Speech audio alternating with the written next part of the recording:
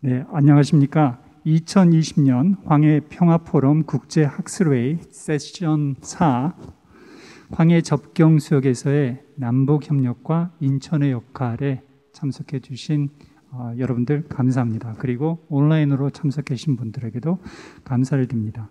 Thank you for coming, audience, for the session 4. 네 번째 세션에 함께해 주신 여러분들께 감사의 말씀드립니다. 황해 접경수역에서의 남북협력과 인천의 역할에 대해서 이번 세션에서는 논해보도록 하겠습니다. 자, 세 분의 연사가 발제를 해주실 것이고 네 분의 토론자가 토론을 해주시겠습니다. 제가 소개를 해드리도록 하겠습니다. 연사들에게는 15분의 발제 시간을 드리도록 하겠습니다. 토론자 분들께서는 7분 동안 토론을 해주시기 바랍니다. 발표와 토론이 다 마무리된 다음에 플로어에서 질문을 받도록 하겠습니다. 그리고 토론의 시간을 갖도록 하겠습니다. 우선 롤랜드 윌슨 교수님 자리해 주셨습니다. 한국 조지 메이슨 대학 교수님이신데요. 황해에서의 도전과 기회에 대해서 말씀을 해주실 것입니다. 그리고 혼성 관점으로 본 갈등 분석과 해결이라는 부제로 발표를 해주시겠습니다. 두 번째 연사는 한국해양수산개발원에서 참여해 주신 남정호 박사님이십니다. 서해 접경해역 한강 하구 지속가능한 발전 그리고 남북협력 방안이라는 주제로 발제를 해주실 것입니다. 세 번째 연사는 자연환경 국민신탁의 황은주 연사이십니다. 해양 생태계 서비스를 활용한 접경지역 이익 공유 방안에 대해서 발표를 해주실 것입니다. 왼쪽에는 토론자들께서 자리하고 계십니다. 우선 한국 조지 메이슨 대학의 권소영 박사님 자리하고 계시고 경기연구원의 김동성 박사님, 인천 녹색연합의 박정훈 연구자님, 그리고 경남대 극동문제연구소의 딘 올렛 연구자께서 자리하고 계십니다. 자, 그러면은 마이크를 롤랜드 윌슨 교수님께 드리도록 하겠습니다. 첫 번째 발표를 듣도록 하겠습니다. 감사합니다. 네, 안녕하십니까? 우선 이렇게 좋은 잘 준비해 주신 국제회의에 초대해 주셔서 대단히 감사합니다. 인천 연구원장과 모든 관계자 여러분들께서 정말 노고를 아끼지 않으신 것 같습니다. 감사드립니다. 오늘 제가 발표 드릴 내용에는 이미 언급된 많은 내용들이 그리고 또 오늘의 포럼과 다른 한반도 평화와 관련된 회의에서 많이 언급된 내용들입니다. 그게 특히 새로운 내용은 아니더라도 그래도 뭔가 갈등 분석과 해결의 관점에서 새로운 방안 그리고 미래를 위한 변화의 길 좀 제시를 해드려보도록 하겠습니다. 네, 제가 준비한 내용입니다. So just briefly, as I said, I wanted to thank you. 네, 간단하게 감사의 말씀을 드렸고요. 그리고 저를 좀 소개를 드리도록 하겠습니다. 1984년도 오래전에 한국에 와서 3년 동안 살고 그 다음에 또 일본에서 10년 이상 거주를 하였습니다. 그리고 해군과 그리고 오랜 기간 동안 정부 공무원으로서도 일을 하였습니다. 이 발표의 주제는 갈등 분석과 해결의 관점으로 새로운 렌즈, 새로운 관점에서 평화 공존, 평화 지대를 바라볼 수 있도록 도움을 드리고자 발표를 준비를 하였습니다. 제가 실무자이뿐만이 아니라 학자이기 때문에 오늘 많은 좀 이론적인 내용을 소개해 드릴 것 같습니다. 갈등 분석 해결 법은 어떤 정치학에서 소개되는 여러 가지 분석이라기보다는 하이브리드 형태의 그런 이론입니다. 다양한 학제가 모여서 이런 이론을 주창을 하게 되었는데요. 첫 번째 한반도에 대해서 한국 조지 메이슨 대학교에서 이 프로그램을 의도적으로 가지고 와서 한반도에서 평화 정착을 위해서 좀 기여하고자 하는 의도로서 가지고 왔습니다. 다양한 어떤 사회적인 문제이건 아니면 분쟁이건 이것을 모든 측면에서 살펴봅니다. 지금 뭐 한국뿐만이 아니라 현 도시에서 살고 있는 시민 그리고 정치인 그리고 여러 관계자의 입장에서 360도로 조망을 합니다. 많은 평화도시, 평화지대와 관련된 여러 가지 어려움들도 있는데요. 몇 가지 짚어보도록 하겠습니다. 한반도는 아주 오랜 기간 동안 분단이 되어 있었죠.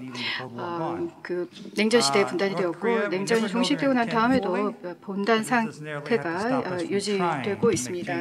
하지만 이런 오랜 기간으로 인해서 변화를 시도하지 않아야 되는 것은 전혀 아니죠. 한국 정부와 그리고 미국 정부가 많은 노력을 기울이고 있는데요. 저희가 필요한 많은 접촉들과 조치들을 하고 있습니다만 수십 년간 고착화되어 있는 그런 문제를 그냥 매년 회의를 한다고 해서 혹은 어떤 프로젝트를 수행한다고 해서 변화시키는 건 쉽지가 않습니다. 사회를 변화시키거나 아니면 서로를 바라보는 관점이 달라지지 않죠. 통독의 사례에서 많은 교훈을 얻을 수도 있겠습니다만은 많은 것들이 다릅니다. 공간과 사회 그리고 그 시대가 완전히 바뀌었습니다. 저희가 북한을 바꿀 수는 없습니다. 변화를 도울 수는 있습니다만은 북한이 그 자체로서 변화를 만들어내야만 합니다. 이런 오랜 분단 때문에 서로 불신과 의심이 조금 있을 수밖에 없습니다. 남북 사이에 그리고 북미 사이에 있을 수밖에 없는 것이죠. 지속적인 노력이 있었습니다. 많은 정치적인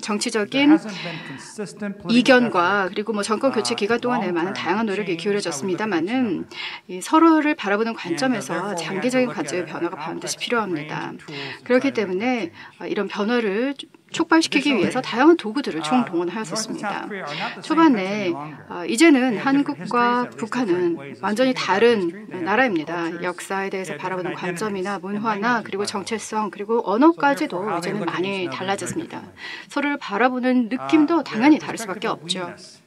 그리고 우리라는 그런 개념, 북한에서든 그리고 대한민국에서든 이 우리라는 개념 자체도 굉장히 달라졌습니다. 그리고 트라우마도 있죠. 언제나 이제 공영을 생각을 합니다만은 북한에서 가지고 있는 트라우마 그리고 수세대간 이어진 트라우마 그리고 남측에서 가지고 있는 트라우마에 대해서는 그렇게 자주 언급하지 않습니다. 이것을 어떻게 고칠 것인가. 그리고 이런 증상을 고치려고만 합니다. 병의 증상만을 고치려고 하는 것이죠. 핵무기나 미사일에 대해서만 대화를 합니다. 하지만 그 증상의 원인이 되는 병에 대해서는 많이 언급을 하지 않죠. 무엇 때문에 이런 증상들이 나타나는지 그리고 실제적으로 통일이 이루어질 수 있는 근본적인 동기를 어떻게 만들 것인지 많이 대화를 하지 않습니다. 평화는 물론 좋죠. 이 평화 그 이후에 또 많은 노력이 당연히 수반되어야만 평화가 본래의 의미를 발휘할 수가 있을 겁니다. 저는 많은 기간을 한국에서 살았고 북한도 많이 방문을 하였는데요. 그렇게 북한과 남한의 사람들이 다르지 않습니다. 언제나 번영하면서 살기를 원하죠. 피스 프로세스, 평화 프로세스에 대해서 이야기를 합니다만 구체적인 프로그램 하나하나 밟아나가면서 현실화를 시켜야 합니다. 한반도는 대단한 성공 사례입니다. 한국뿐만이 아니라 전체 지역 자체가 한반도 자체가 성공 사례입니다. 동남아시아 그리고 동아시아 지역 또 큰 성공을 거두었고 그리고 이런 평화 도시, 평화 지대를 만듦으로써 이 해당 동아시아 지역이 글로벌 리더로 자리 잡도록 하는데 기여할 수 있을 겁니다. 그리고 비즈니스 측면 그리고 중소기업들 도 여기에 기여를 하고 또 도움을 받을 수 있으리라 확신합니다. 그래서 앞서 말씀드렸던 것처럼 북한에 대해서 이야기를 하고 가지고 있는 아이디어들은 언젠가는 언급이 되었던 내용들입니다. 그런데 몇 가지 이론을 얹어서 생각해 보면서 조금 다른 시각에서 조망을 해보도록 하겠습니다. 첫 번째는 자폐적 적대감 이론인데요. 상대방과 전혀 접촉이 없습니다. 말도 하지 않는 거죠. 서로에 대해서 이렇게 차단이 되어 있으면 점점 더 악감정만 쌓이게 됩니다. 그러니까 우리가 저 사람이 생각하는, 우리가 나쁘다라고 생각하는 대로 그대로 놔두는 거죠. 전혀 접촉이 없으니까요. 그리고 두 번째는 포지셔닝 이론입니다. 그래서 권력이나 역학관계나 백그라운드에 의해서 관계에 그쪽이 있기를 원하는 위치에다가 그것을 갖다 놓는 겁니다. 그래서 이제 포지셔닝 이론이라든지 아니면 불신에 기은한 자폐적 적대감 이론으로 인해서 서로 간의 반목이 점점 더 쌓여 나가는 겁니다. 세 번째는 접촉 이론인데요. 더 많이 접촉을 하면 할수록 더 친분이 쌓일 수 있다라는 겁니다. 모든 사회 차원에서 계층에서 접촉이 차단되면 더 이상 친분을 쌓을 수 없다, 친구가 될 수 없다라는 것이죠. 이 접촉은 계속해서 긍정적이어야 되고 직간접적이든 언제나 높은 수준의 퀄리티를 가지고 있어야만 합니다. 하루 종일 인천과 서해가 얼마나 한반도 평화를 위해서 중요한지 이야기를 들어왔습니다.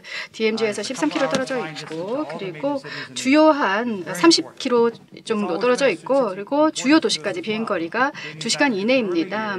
그래서 아주 오랜 기간 동안, 수십 년 동안, 수백 년 동안 주요한 요충지의 역할을 해왔습니다.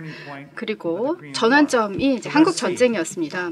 서해가 두 번째 주제인데요. 아주 천연 자원이 풍부합니다. 다양한 영양소들을 자원에 제공을 하고요.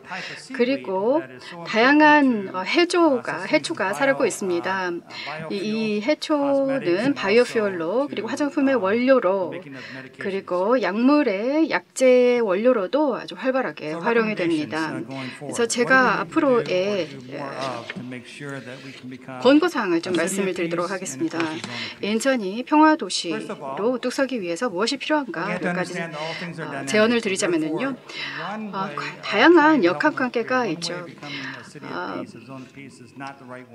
평화도시, 평화지대가 그냥 되는 것만으로는 이제 불충분합니다. 사회가 총동원되어서 모든 일원 한 명 한 명이 적극적으로 참여해야만 진정한 평화도시가 될 수 있을 겁니다. 최고의 정부 측의 노력이 있다고 하더라도 이 스크린상의 피라미드를 보시면 아실 텐데요. 가장 상단에 리더십이 있습니다. 어떤 분위기나 통일을 위한 조건을 조성하는 것은 맨 윗단에 있죠. 저희가 어떤 일을 하지는 않습니다. 평화적인 공존이라든지 통일을 위한 그런 조건 조성을 위해서 많은 일을 하지 않는데요. 이것이 있어야만 평화도시, 평화지대가 형성이 될 수가 있고, 이것은 실제 사람이, 시민이 좀 더 적극 참여하는 것이 필요합니다. 좀 달리할 수 있는 것이 어떤 것이 있을까요? 슬라이드에서 보시다시피 인천이 진정한 평화도시가 되어야 된다고 봅니다.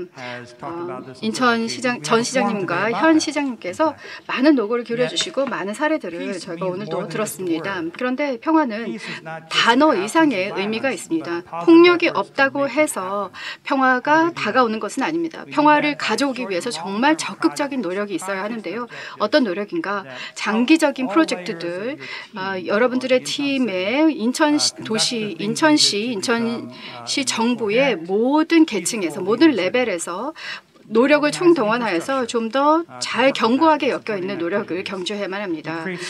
또 지속적인 지원을 해야 되고요. 그리고 많은 자매도시를 체결했으면 합니다. 다양한 주제, 평화, 통일이 이루어질 수 있도록 다양한 주제에 대한 협력이 이루어질 수 있는 자매도시가 필요합니다. 그리고 중앙정부와의 인터랙션도 대단히 중요하죠. 지방정부와 중앙정부가 이제 손잡고 일을 해야만 합니다. 그래서 매년 연례회의나 그냥 2년 만에 한 번씩 열리는 연례회의에 대한 자금 조달뿐만이 아니라 정말 세대를 아우를 수 있는 여러 세대에 걸쳐서 이어질 수 있는 그런 장기적인 프로젝트가 정부 공조를 통해서 이루어져야만 합니다. 그리고 인천에서 대사관과 문화센터 등의 구축 도움될 수가 있겠습니다. 아주 위험한 핵전쟁으로 이어질 수 있는 여러 위험이 있었습니다마는 각 도시에 있는 대사관과 영사관들이 역할을 했기 때문에 그런 핵전쟁들이 막아진 사례들이 너무나 많습니다. 그렇기 때문에 역사라든지 문화라든지 그리고 한국의 문화 뭐 이런 부분들에서 다양한 혜택을 줄 수가 있는 대사관이나 문화센터 역할이 있을 수가 있을 것이고요. 그리고 연구 및 훈련 활동이 있을 수가 있을 겁니다.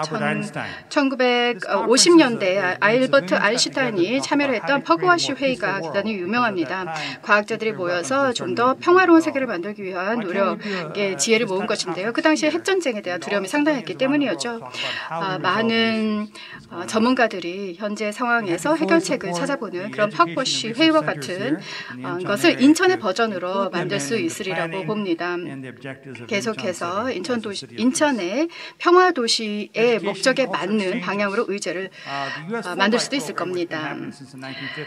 1950년대 이후로 스포츠 외교가 활발하게 진행이 되었습니다. 스포츠 외교나 미술들이 이제 프로그램들로 굉장히 유명을 했는데요. 뭐 KGB의 스파이와 같은 사람들이 미국으로 와서 배운 적이, 교육을 받은 적이 있었습니다. 그 당시에는 말도 안 된다라고 생각을 하였었는데요. 그 분이 소련으로 다시 돌아가서 소련과 미국 사이의 가교의 역할을 하면서 페레스트로이카 등을 이끄는 데 기여를 하였습니다. 그리고 다양한 스포츠 외교 미술이 가능할 것이라고 봅니다. 아시안 게임으로 인해서 인천에 이미 제대로 된 인프라가 갖춰져 있습니다. 그리고 아시아 태평양 성과 교류를 통해서도 이런 활동이 제대로 이루어진다면 많은 혜택이 있을 수 있다는 것이 이미 입증이 되었습니다. 평화지대와 접경 보호 지역을 만들 수가 있겠습니다. 앞서 언급했듯이 서해는 너무나 중요한 지역입니다. 이 합법성을 확보를 하기 위해서 유엔 해양법 협약에도 기댈 수가 있을 것이고요. 그리고 서로 지역 내의 다양한 국가들도 균형 잡힌 접근법을 찾을 수가 있을 겁니다. 녹색 기금이 송도에 본부를 두고 있고 그리고 세계은행과 같은 그 국제기관, 한스사이들 재단, 한국사무소 그리고 동아시아 대양주 철새 이동 경로 파트너십 그 이외 다양한 민간재단과 학술재단들이 함께 모여서 이 평화지대에 대한 보안을 유지하면서 또 적절한 계획과 지원으로 활동을 진행할 수 있으리라고 봅니다. 이 보호지역에 대해서도 갑자기 개방을 하게 되면 자연이 파괴될 수밖에 없기 때문에 이런 접경 보호지역과 관련된 지속 가능한 그런 접근 그리고 꾸준히 이어질 수 있는 이런 접근을 함께 머리를 모아서 도출을 해야 되겠습니다. 전 세계적으로 굉장히 많은 지구들, 지대들이 형성이 되어 있습니다. 동아시아를 보면은 존이라고 할 만한 것이 굉장히 적습니다. 이것보다도 훨씬 더 블록화를 더 잘 할 수 있으리라고 봅니다. 앞으로의 잠재성이 큽니다. 네, 이제 어떤 행동 계획들이 있을 수 있는가? 이제 이주자 집단들을 잘 활용할 수가 있겠습니다. 디아스포라를 활용하는 것인데요. 여기에는 북한 이주민, 탈북민들이 포함이 되어 있습니다. 전 세계적으로도 많은 교민들이나 이런 분들이 있는데요. 이런 그 북한의 탈북자들을 통해서 남북의 간극을 좁히고 그리고 다양한 자원으로 활용을 할 수 있을 것 같습니다. 그리고 서로 이 모든 것들을 함께 아우를 수 있는 능력을 길러야 되겠습니다. 뭔가 가장 작은 것, 가장 큰 것, 가장 자금이 쉽게 확보되는 것 하나에만 총 집중을 한다면 제대로 해내기가 쉽지 않을 겁니다. 뭔가를 동시다발적으로 추진을 하면서 시행착오를 겪으면서 제대로 해낼 수 있는 그런 능력을 시작을 갖춰야만 합니다. 이제 좀 결론을 말씀을 드릴 텐데요. 네, 한국에는 시작이 반이다라는 표현이 있습니다. 제대로 시작하면은 거의 절반 끝난 것이나 다름이 없다라는 이야기죠. 그러니까 진정한 시작이 필요합니다. 제가 다른 회의에 참여를 했을 때 평화 도시를 만들고 싶다라는 이제 다른 도시에 또 회의가 있었습니다.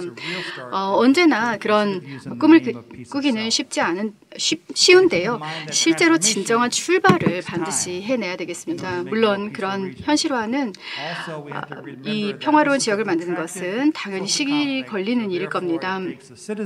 당연히 그렇기 때문에 모든 시민들과 정부가 함께 노력을 기울여야 되겠습니다.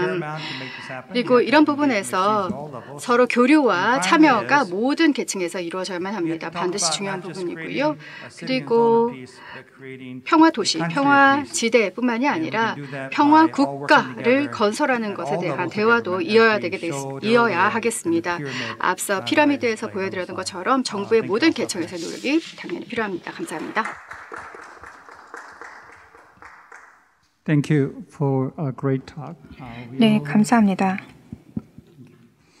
두 번째 발제는 한국해양수산개발연구원의 남정호 박사께서 서해 접경, 한강하구 지속 가능한 발전과 남북 협력 방안에 대해서 해주겠습니다.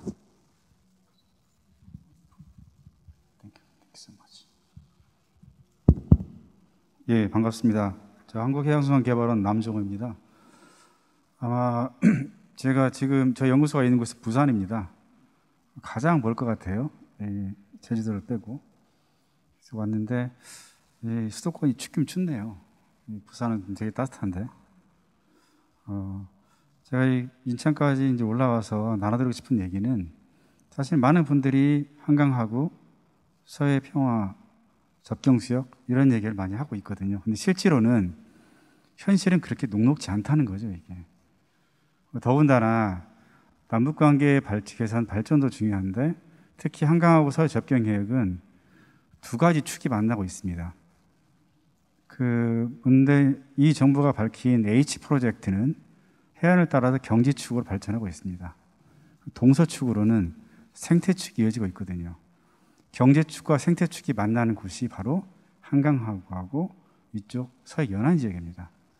그럼 결국은 두 개의 축 사이 그 충돌도 이 시대의 앞으로 미래에 남북관계 발전하는 과정에서 고려할 매우 중요한 요소이라는 거죠. 그게 관계의 발전과 함께 관계의 발전의 질을 어떻게 확보할 거냐라는 것 자체가 실제로 이 지역에서 떠안아야 될 중요한 과제 중 하나가 되었다는 겁니다. 그런 차원에서 좀 말씀을 드리겠습니다. 사실 제가 그 남북 문제에 관심을 가지게 된 것은 22년 전이거든요. 그때 제가 학생 때였습니다. 몇 학년인지 얘기하지 않겠습니다. 제 나이를 밝힐 수 있기 때문에. 그때 저희 학부가 해양학과였거든요. 그 당시에 북한에 있는 어떤 해양학 관련 과학과하고 교류할 방법이 없을까를 찾고 있었고, 항상 그 주제는 제 이후에 졸업 이후에도 제가 연구소에 생활하면서도 여전히 떠오르는 주제였었고요. 서해 접경 쪽으로 집중했던 것은 2023년도였습니다. 그때 처음으로 이제 서해 접경 해역의 어떤 협력 관리에 관한 연구를 시작했었고, 그 뒤로 계속 지금 17년째 계속 관련된 일을 하고 있습니다.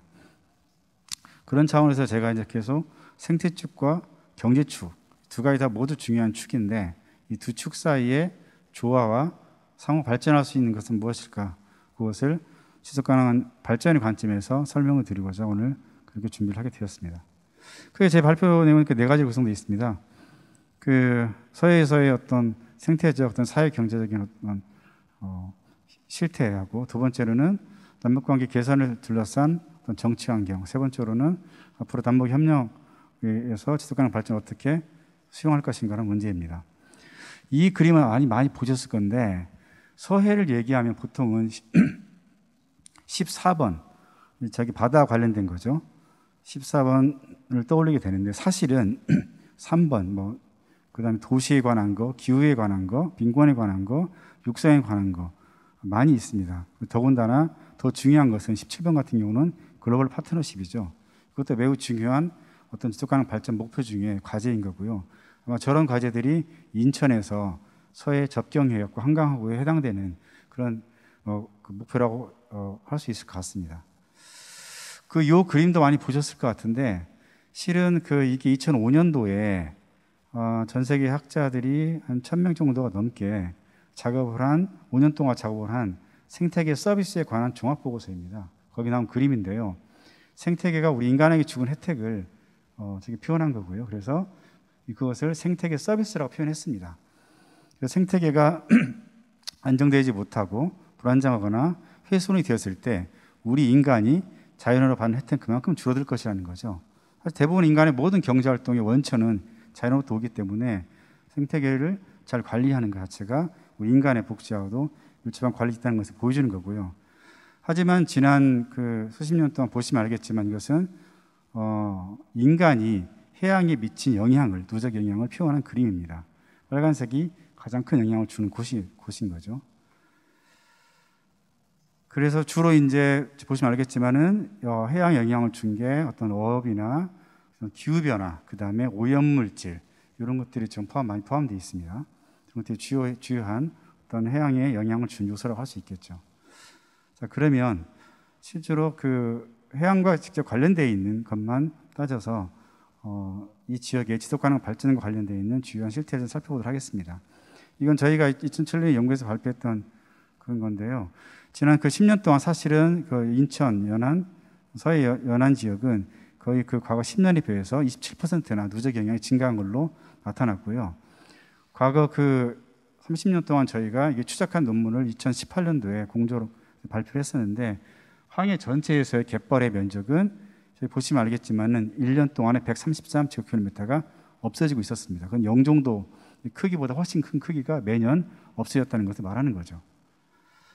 이것은 해양 건강성 지수라고 해서 사실은 저것을 개발한 헬펀 교수랑도 저랑 이제 같은 작업을 많이 했었는데 저걸 저희는 해양 발전 지수라고 부릅니다. 남한과 북한의 그 차이는 확연히 드러날 수 있는데요. 보시면 알겠지만 북한의 어떤 발전 잠재력이 훨씬 큽니다.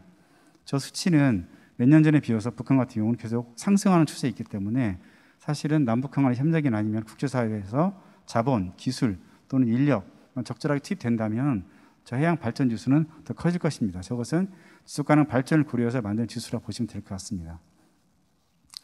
북한이 지금 보시면 알겠지만 누적 영향 지수가 앞으로 5년 동안 마이너스라는 얘기는 저것은 그만큼 훼손이 덜 돼 있다는 걸 의미하는 거고요. 이것은 올해는 저걸 분석하지 않았습니다. 왜 저희가 작년 걸 들고 왔냐면은 올해는 코로나 때문에 아마도 어떤 어업 활동이 많이 줄었을 거라 판단했기 때문에 그런 건데 보시면 알겠지만은 북한 쪽 해역은 지금 거의 배가 어선 활동이 이루어지고 있지 않습니다. 반면에 남측의 경우에는 집중적으로 일어나고 있죠. 그래서 저게 앞으로도 접경해역에서의 공동어로 설정할 때에도 이런 것들을 감안하지 않게 판단이 되는 거고요. 해상 운송도 마찬가지로 사실은 남한 같은 경우는 대부분 저렇게 매우 진한적으로 고밀도로 해상 운송이 이루어지는 걸 확인할 수 있습니다. 저런 것들이 실은 남한에 비해서 북한 또는 접경해역 NLL이라고 표현했을 때 북쪽에 대해서는 저런 압력이 상대적으로 적다는 걸 의미하는 거죠. 재미있는 건 저는 이것을 역설이라고 표현하고 있는데 그동안 NLL 남북한의 어떤 정치 군사적 대립 때문에 실은 오히려 저런 자연이 보여줄 수 있었다는 거죠. 서해의 한강 하구를 제외한 나머지 하구들은 대부분 다 대매에 막혔거나 방조제로 막혔습니다. 매립이 이루어져 있고요. 유일하게 남은 대규모 자연 하구는 한강 하구밖에 없고 한강 하구와 연결되어 있는 외해의 어떤 자연환경 자체가 이렇게 잘 보존되고 있다는 걸 의미하는 거거든요. 그래서 이 지역은 남북한을 통틀어서 가장 보호구역이 많이 집중되어 있는 곳입니다. 통틀어서 70개 정도의 보호구역이 지정되어 있는 걸 볼 수 있겠죠. 그리고 그 뒤로 보시면 알겠지만 남한에서도 생태계 보존에 관한 정책이 나름대로 외형적으로 성장하고 있고요. 북한도 람사르 협약에 가입하게 되면서 실제로는 저는 북한이 갖고 있는 대외적 환경 변화에 나름대로 환경 보호나 생태계 보호와 관련된 정책은 매우 적극적이라는 것을 확인할 수 있고요. 저기 이후에 간접적이지만은 협력할 수 있는 고리가 되지 않겠는가라는 생각이 듭니다. 16번은 사실은 결국은 남북한 간의 어떤 국제적 협력과 관련되어 있는 것도 있을 수 있겠는데요. 어떤 폴리티컬 이슈를 한번 따져보겠습니다. 남북한 간에도 오전 발표도 그랬고 오후에도 그런 논의가 계속 됐었는데 저는 그 남북한 간의 정치 군사적 충돌을 있습니다. 저게 73년도에 처음으로 북한이 NLL을 부정하기 시작했고요. 그리고 그 뒤로 북한은 경비 개선이라는 걸 주장하면서 사실은 여전히 합의가 이루어지지 않고 있습니다.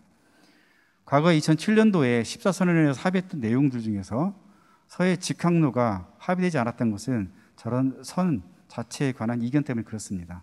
상대방 해역으로 들어가게 될 때 실제로는 인계 호출보라고 그래서 콜사인을 보내야 되는데 콜사인을 보낸 시점을 어떻게 정할까에 대한 남북한 간 이견이 있었기 때문에 선박항이 이루어질 수 있지 않은 거죠. 지금은 무해통행의 원칙에 따라 사실은 해저항에서 어떤 배든지 남한을 그 일부 해역을 거쳐서 갈 수 있는데 사실은 저런 인계철선, 아니 인계선 때문에 사실은 한계가 있는 걸로 이렇게 이해하시면 될 것 같습니다. 자, 그러면 이게 왜 저런 이유가 있었냐 한다면 보시면 알겠지만은 정전협정 당시에 사실은 섬에 대해서만 그 영토 주권을 섬에 대해서만 그 소속을 그 영토의 어떤 귀속성을 확인했을 뿐인 거고요. 바다 해역에 대해서는 설정하지 않았기 때문에 저런 문제가 있지 않았는 보고 있습니다. 저런 그 남북한 간의 정치 군사적 어떤 그 역사도 있었고 불구하고 90년대부터 사실 저렇게 남북 관계는 매우 역동적으로 변하고 있습니다. 정상회담과 남북한 간의 군사적 충돌이 있었는데요. 저기 보시면 알겠지만은 왜 연평해 해전이 일어났는지 저는 그것을 북한 내부에 그 고난의 행군이라고 부르는 그런 시기하고 맞물려 있지 않겠는가 생각이 듭니다. 외화 부족과 식량 부족. 그런데 황금성이 매우 높은 수산물은 바로 외화를 버릴 수 있는 수단이 되었던 거였는데 꽃게가 매우 중요한 수단이었고 그 꽃게를 둘러싼 싸움이 안 하나라고 저희는 좀 판단을 내리고 있고요. 저 블루크랩과 비슷한 게 지금 영불 해협에서도 여전히 비슷하게 나타나고 있고요. 영국이 브렉시트가 이제 이후에 아마도 이후에 어떤 업 관리 코드를 따르지 않을 가능성이 매우 큽니다. 따라서 저런 그 자원을 둘러싼 것은 새로운 어떤 해양에서의 갈등 요소가 있을 수 있기 때문에 저희는 그 고난의 행군과 연결시켜 보고 있습니다. 하지만 그럼에도 불구하고 2년 전에 저 합의가 이루어졌었죠. 2007년도에 14선언의 내용을 주요 대부분 다 계승하긴 했지만은 획기적인 발전이 이루어졌던 것은 다름이 아니라 바로 그 군사 분야 합의서가 만들어졌다는 거죠. 군사 분야에서 먼저 합의를 하고 안전보장 조치를 취했기 때문에 사실은 이후에 다른 후속된 조치들이 이행이 가능하지 않았나라고 생각을 하고 있고요. 그래서 실은 예를 들면 포문 폐쇄랄지 아니면은 공동조사와 같은 합의 사항들은 진행이 됐었습니다. 그 당시에 2년 전에.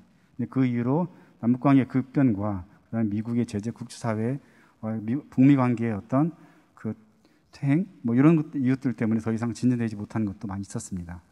자, 그러면 실제로 이 지역에서는 가장 중요한 이슈가 뭐겠냐? 바로 종전선언에 관한 거고요. 두 번째로는 공동 어뢰 구역, 그다음에 육상 중심 그리고 경제 중심의 협력이 있다는 거죠. 해양은 고려되지 않았고 도전도 잘 고려되지 않은 거였죠. 또 한 가지는 이 지역을 합리적으로 이용하기 위해 의사결정하는 데 필요한 어떤 데이터와 자료의 부족, 그리고 남남 갈등도 여전히 문제가 되고 있는 것 중에 하나입니다. 그런 것들이 저희가 보고 있는 주요 아젠다고요. 이 5개의 전략들은 사실은 2007년도에 저희 연구소에서 작성했던 그런 앞으로 남북관계 이 지역에서 개선하기 위한 주요 전략들을 얘기했었는데 어떤 제도적 접근, 그다음에 우회적 접근은 국제 기구를 통한 접근을 말하는 거고요. 그다음에 직접적인 어떤 그 민간 차원의 교류, 그다음에 지식 기반의 구축이랄지 이런 것들을 저희가 그 당시에 전략으로 제안을 했었습니다.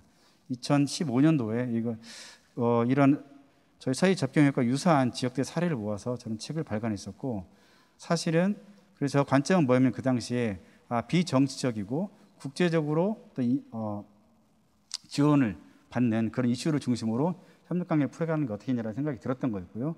조금 전에 윌슨 교수님이 발표했던 것처럼 트랙 1과 트랙 2, 트랙 3가 있는데 아무래도 저희가 판단했을 때는 이 지역은 현재는 북미 관계나 유엔 생션 때문에 어떤 것도 할 수 없는 상황에서 트랙 2, 다시 말해서 NGO나 아니면 학술단체에 의한 교류 이런 간접적인 어떤 협력들이 일단은 현재보다 훨씬 더 나아진 형태의 협력관계 또는 그 토대를 구축하기 위한 과정으로 저희는 보고 있습니다.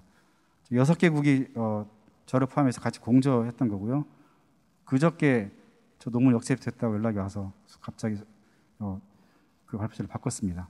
그러면 앞으로 UN 생션 하에서 우리가 가능한 게 뭐겠냐? 많은 주장과 많은 제안들이 있긴 하지만 대부분의 주장과 제안들은 저런 그 북미 관계 또는 북한에 대한 어떤 비핵화 조치가 취해지지 않는 한 실현되기 어려운 그런 주장과 제안들이었습니다. 지금 제가 드리는 제안은 UN 생션 하에서 혹시 가능한 그런 제안들입니다. 첫 번째로는 그 인터코리안 쪽 서해 접경에서 해양 협력에 관한 국제 전문가 그룹을 구성한 겁니다. 저희 연구소가 중심이 되어서 15년 전에 저를 구성했었고요. 한 5년 정도 운영을 했었습니다. 국제기구를 중심으로 해서요. 저것도 여전히 유효한 정책과 대안이라고 생각하고 있습니다. 또 한 가지는 공동조사도 가능합니다. 왜냐하면 한강하고 조사했던 경험이 있었고요. 그리고 그걸 토대로 해서 어떤 상호 간의 데이터 교환이나 정보 교환, 정보 축적과 같은 것은 가능하지 않겠냐라는 생각이 들고요. 윌슨 교수님도 그 말씀하신 것처럼 캐패시티 빌딩이 필요한데 아마 그것은 북한 사람을 남한을 수정해서 하기는 어려울 것 같고요. 아마 제3국에서 하는 게 현실적으로 가장 가능하지 않겠는가 판단이 들었고 저희 연구소도 국제기구와 함께 여러 번 해외에서 저런 트레이닝 프로그램을 했었고요. 저기는 사실 2015년도에 그 베트남에서 했던 그런 사례입니다. 그리고 네 번째 어떤 그 제안으로서는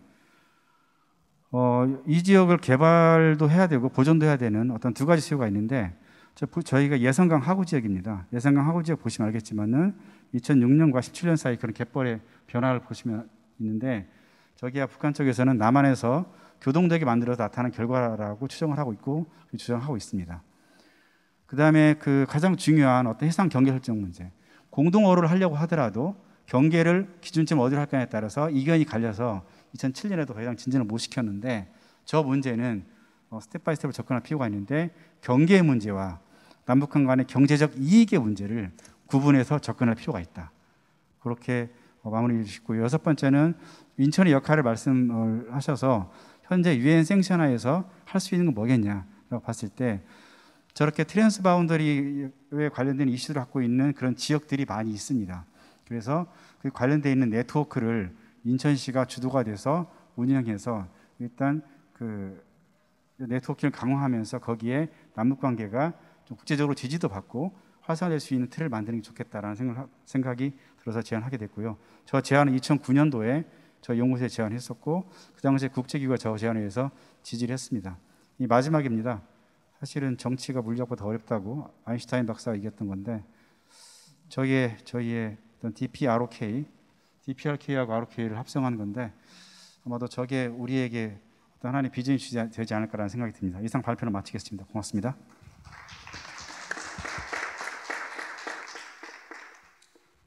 네, 남정우 박사님 감사합니다. 그럼 곧 이어서 그 세 번째 발제를 해주실 자연환경국민신탁의 황운주 박사님이시고요. 해양생태계 서비스를 활용한 접경지역 이익 공유 방안에 대해서 말씀해 주시겠습니다. 네, 안녕하세요. 이렇게 이 자리에서 발표할 수 있는 기회를 주셔서 너무너무 감사합니다. 제 발표는 접경 지역에서 해양 생태계 서비스를 활용해서 어떻게 지금 말씀 주신 것처럼 그 여러 주체 간의 이익을 공유하고 교환할 수 있는가 이것들을 주요 테마로 해서 준비를 좀 해봤습니다. 네, 해양 생태계 서비스의 개념과 체계 그리고 연안에서의 트레이드오프 그다음에 접경 지역에서 이익 공유 그리고 해양 생태계 서비스의 제도화로 준비를 했습니다. 해양 생태계 서비스는 자연이 인류에게 주는 혜택을 말합니다. 당연히 해양 생태계 서비스는 해양이 인류에게 주는 혜택이겠죠. 해양은 육상 못지않게 아주 다양하고 풍부한 생태계 서비스의 보고입니다. 아시는 것처럼 뭐 사구라든가 또 산호초, 갯벌 등의 그런 다양한 생태계가 분포하고 있고요. 이들 생태계는 또 폭풍과 홍수로부터 해안선을 보호하고 또 물고기, 또 개들을 위한 산란장을 또 제공하죠. 아시는 것처럼. 아울러 철새들과 같은 계절적으로 이동해 오는 생물종들에게 서식지를 제공합니다. 때때로 휴양이나 관광 자원으로도 활용이 되고요. 이렇게 해안을 포함한 해양 생태계가 어류나 기타 여러 생물종들의 보금자리임을 표현할 수 없을 것 같습니다. 인류가 실제 이렇게 이용하는 많은 해양 자원이 해양 생태계와 생물 다양성에서 유출되는 해양 생태계 서비스입니다. 그러나 해양 생태계 서비스는 아직 우리 해양 생태계법이 이를 구체화시키지는 못하고 있습니다. 그러나 생물 다양성법 같은 것에서는 비교적 구체적으로 이런 것들을 규정하고 있습니다. 해양 생태계의 다양성입니다. 여기에는 뭐 드무진 포구, 이 포구에서 일몰을 이렇게 바라보는 저런 모습들은 특히 바다와 멀리 떨어져 있는 육지부에 계시는 분들한테는 아주 힐링의 그런 포인트가 될 것 같습니다. 남동 뉴스지의 저어새라든가 또 여기 우리 박정원 선생님도 오셨는데 전박이 물범, 대단한 행태계, 해양 생태계 서비스의 아주 주인공들이죠. 그렇다면 이런 해양 생태계 서비스는 어느 정도의 그 범주와 양을 가지고 있으며 종류는 어떠한가? 보시는 것처럼 해양 생태계 서비스는 우리 생물 다양성법이 지지 서비스, 조절 서비스, 공급 서비스, 문화 서비스로 이렇게 구분합니다. 범주를 보시면 그림에서 AOC 비교적 아주 이런 그 다양한 예컨대 문화 서비스의 해양 관광이라든가 휴양 치유 뭐 이런 체험 이런 교육들 이러한 골고루의 그런 그 서비스의 양을 나타내고 있지만 실제로 이것들이 경제적으로 평가돼서 우리에게 실질적인 베네핏으로 이렇게 제공되는 양은 그림에서 보시는 AOB 비교적 작음을 알 수가 있습니다. 이거는 소규모 해역에서의 생태계 서비스 플로어를 좀 이렇게 그림으로 좀 만들어 봤는데요. 이 생태계 서비스는 생물 다양성, 이 생태계와 같은 축적된 그런 스톡 자본이 아니라 흐르는 자본이라는 것을 향후에 말씀을 좀 드리고 싶어서 그 개념을 한 장 넣었습니다. 생태계 서비스 양과 흐름 그리고 매핑. 지금 유럽에서는 이렇게 그 지역이 생태계 서비스를 얼만큼 가지고 있는지 그 가치는 어떤지 이런 것들에 대해서 어세스먼트를 하고 또 이런 것들이 아까 앞에 그림에서 말씀드렸던 것처럼 어디에서 만들어졌고 어디에 존재하고 어디로 흘러서 누가 이것을 이용하고 혜택을 받는가라는 것들을 이렇게 구체적으로 매핑을 하고 있습니다. 이렇게 만들어진 작업은 나름대로의 활용도를 예상할 수 있겠는데요. 특히나 그 세제 연동, 우리로 치면은 그 지방의 교부세, 우리는 이러이러한 생태계 서비스를 많이 가지고 있으니까 이런 것들을 세제와 연동을 이렇게 해야 되겠다라는 목적으로도 이런 것들이 쓰여지고 있습니다. 하나의 우리도 그것이 실현되지는 않은 걸로 알고 있지만 충남도 같은 경우에서는 우리도는 논습지가 많다. 이런 생태계 서비스를 가지고 측정하고 평가하고 그러기 때문에 우리가 교부세를 또 이만큼 더 올려받을 필요가 있다라는 것들을 여러 연구에서 이렇게 발표하기도 했었습니다.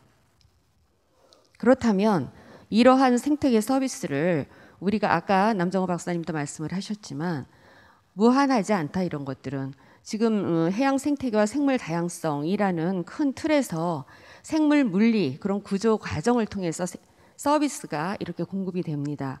앞서 말씀드렸던 것처럼 4가지 종류의 지지, 조절, 공급, 문화 서비스. 이러한 서비스들이 우리에게 이렇게 공급이 되고 인간은 이런 것들을 가지고 또 경제적인 평가를 해서 거기에서 어떤 편익으로 또 경제적인 가치로 이런 것들을 의미를 부여합니다. 그러나 이 생태계의 이러한 자원들이 결코 무한하지 않기 때문에 무한정 파서 쓴다면은 오염과 훼손은 뭐 당연한 거겠죠. 그래서 이런 것들에 대해서 가치를 인식하고 어떻게 이것을 더 유지하고 증진시킬 수 있는가라는 것들에 대해서 고민을 해야 된다라는 측면의 그림입니다. 그래서 생태계 이 서비스 이용에 관한 그런 어떤 의사결정 그리고 제도화 그런 것들을 통해서 꾸준하게 관리하고 복원을 해야 이런 것들이 선순환될 수 있다. 예컨대 황금알을 낳는 거위를 그냥 죽여서 그 거위를 잡을 것이 아니라 계속해서 황금알을 낳을 수 있도록 거위를 잘 옥체를 좀 보존해 주자라고 좀 이렇게 쉽게 말씀드릴 수 있을 것 같습니다. 사례로서 우리에서 산림 자원의 공익 가치를 이렇게 국립산림과학원이 2018년도에 평가를 했습니다. 아낌없이 주는 숲, 산림의 공익적 가치는 221조 원이다. 그렇다면은 이제 우리가 이 해양에서 우리 해양을 주제로 바라볼 때 한반도 주변의 해양 자원의 공익적 가치는 얼마일까? 접경 지역에서 해양 생태계 서비스의 경제적 가치는 얼마일까? 한번 고민해 봐야 되지 않겠습니까? 그런데 정말 고맙게도 우리 KMI 남정호 박사팀이 해양 생태계 서비스 매핑을 이렇게 하고 있습니다. 장기적인 연구기 때문에 아마 내년에 마무리가 이렇게 된다고 말씀을 하셨습니다. 전 해역의 약 55만 개를 격자로 이렇게 나누어서 서비스 가치를 어세스먼트하고 이렇게 매핑을 하셨는데, 궁극적으로는 이 하나하나가 경제적인 가치로 얼마로 환산될 수 있는가까지로 나아갈 수 있기를 바라는 마음이 참 크지만 가능하실지는 모르겠습니다. 아마 가능하실 거라고 저는 믿고 있습니다. 그렇다면 이번에는 연안에서의 트레이드오프에 대해서 말씀을 좀 드리고 싶습니다. 해양 생태계를 둘러싼 경제 주체 간의 그런 이익 교환을 그림으로 표현해 봤는데요. 물론 이제 그 생태계 서비스의 문화 서비스 공급 조절 지지 서비스를 기반으로 해서 한쪽에서는 이러한 것들을 가지고 관광이라든가 휴양 유전 자원 등의 새로운 가치를 개발하려고 하는 영역이 있을 테고, 한쪽에서는 생태계와 생물 다양성을 기반으로 해서 지속 가능성, 보전을 염두에 두는 영역이 있을 것입니다. 이 두 영역이 생태적으로 균형을 이룬다면은 더 말할 나위가 없겠지만, 이 밸런스가 깨진다고 했을 때는 생태계 서비스를 유지 증진시키는 데 기여하는 쪽에 뭔가 보상을 이룰 수 있는 그런 지불제 영역이 있을 수 있다라는 것을 한번 생각해 봤습니다. 그렇다면 해양 생태계 서비스를 고려한 여러 가지 이해관계자들이 있을 텐데요. 사실상 해양에는 뭐 지금 제가 잠깐 이렇게 메모한 것처럼 여러 가지 그런 서비스들이 존재하고 있습니다. 육지에도 갯벌의 기능이라든가 물의 공급, 한강하고 물순환, 물의 순환, 굉장히 다양한 것들이 있는데, 그렇다면은 누가 무엇을 어떻게 이것을 가지고 서로 간에 교환할 수 있겠는가? 이런 것들은 참 한번 생각해 볼 문제라고 생각합니다. 옆에 그 박스에는 제가 독일의 GIZ이 그러니까 우리로 치면 이제 코이카 같은 그런 역할을 하는 곳인데 독일의 국제 협력단입니다. GIZ이 만들어 놓은 생태계 서비스를 고려한 개발 계획의 수립이라는 지침서인데요. 사실 이거는 우리가 이 생태계하고 개발 계획이 어떤 연관성을 가지고 있느냐. 사실상 이제 이 GIZ에서는 생태계와 생물 다양성의 경제학이라는 그런 TEB의 그 접근법을 기반으로 했으나 지속 가능성을 핵심 가치로 삼고 있기 때문에 자연하고 개발 간의 상관성을 인지하고 개발 계획하고 관련된 이익 교환을 고려하면서 개발 전에 생태계 서비스와 관련된 기회와 위험을 결합하는 게 굉장히 도움이 줄 것이다라고 전제하고 이런 지침서들을 만들었습니다. 나아가서 기후변화 같은 범지구적인 도전에 대응하기 위해서 생태계 서비스나 생물 다양성의 가치를 적극 활용하는 것이 그 생태적으로나 경제학적으로도 아주 합당하며, 그렇기 때문에 개발 계획이나 그 이행 수단에 생태계 서비스가 온전히 결합되어야 하는 것이 굉장히 중요하다. 라는 차원에서 이제 이런 지침서를 만들었죠.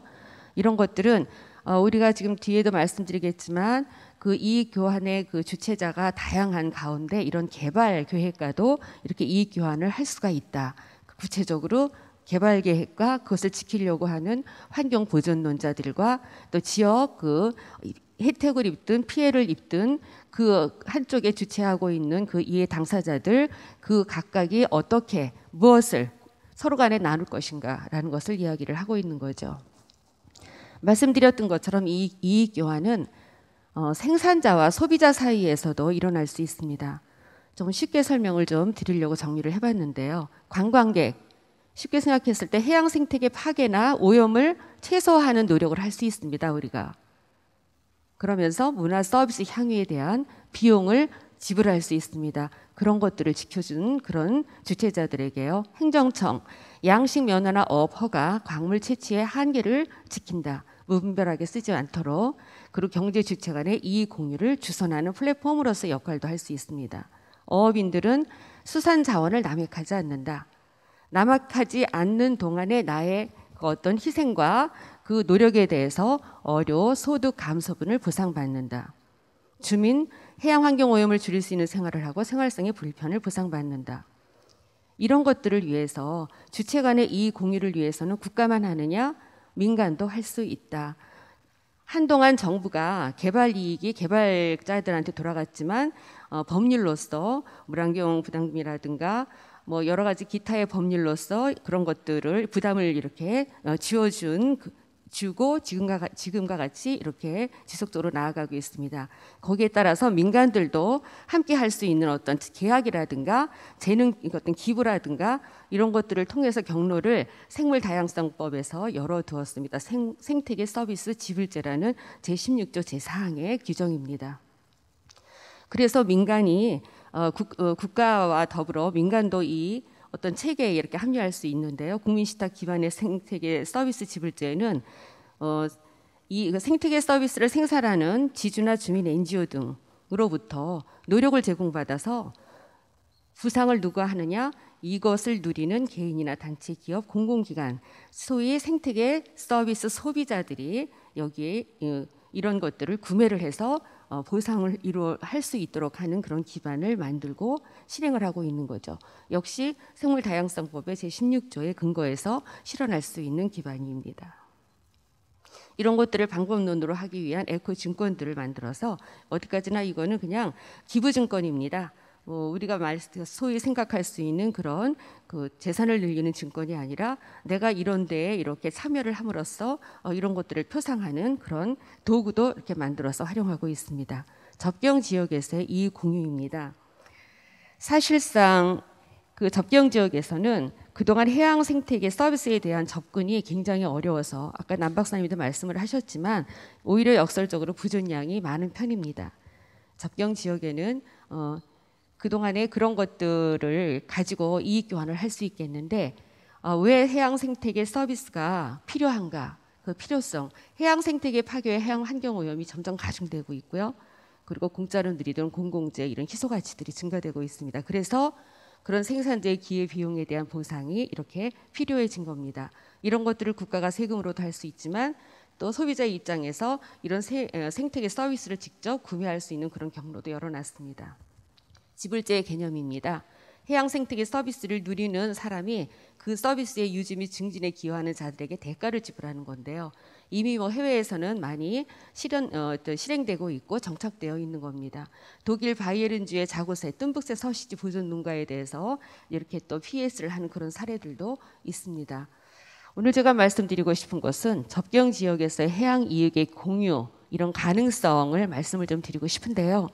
사실상 맨 왼쪽에 남북수산자원 공동구역 그거는 그냥 가칭입니다. 이거는 어디까지나 아까 여러 차례 언급이 됐었지만 실질적으로 우리가 그 해양에서의 남북의 경계가 확정지어진 바도 없고 또 지금 이 서해 오도는 나름대로 화약고로서 늘 긴장을 이렇게 조성하고 있기도 합니다. 그동안에 여러 이제 경로를 통해서 남북 회담들을 통해서 다양한 것들이 이렇게 합의가 됐지만 또 우리의 그 특성상 자꾸 교착 상태에 빠지면서 실현 불가능해지는 일도 허다합니다. 그러나 환경적인 측면에서 바라볼 때는 어떻게 해서라도 이 그 화약고가 뭔가 평화를 기반으로 하는 남과 북이 함께 협력해서 잘 살 수 있는 어떤 터전으로 이것을 바꿔야 되지 않을까. 여기에 생태계 서비스라는 도구를 활용을 해서 실현을 좀 해보자라고 말씀드리고 싶습니다. 물론 이렇게 합의됨에도 불구하고 여러 가지로 어려운 점이 많을 때 아까도 여러 전문가 선생님들께서 말씀을 하셨지만 특히 이럴 때 지자체의 역할이 조금 더 유연하게 다가갈 수 있는 지자체의 역할이 필요하지 않을까. 인천시가 많은 고민을 해보셔야 될 대목일 것 같습니다. 그렇게 하기 위해서 광역 거버넌스 그다음에 또 구축하고 지속 가능한 이용을 주창할 수 있는데 시간이 많이 지체가 돼서 이거는 그냥 자료로서 가름을 하도록 하겠습니다. 지금 접경 지역에서의 많은 그런 풍부한 가치들은 앞에서도 말씀을 드렸습니다. 이런 것들이 가능할 수 있도록 하는 이익 공유의 그 법률 규정도 많이 있습니다.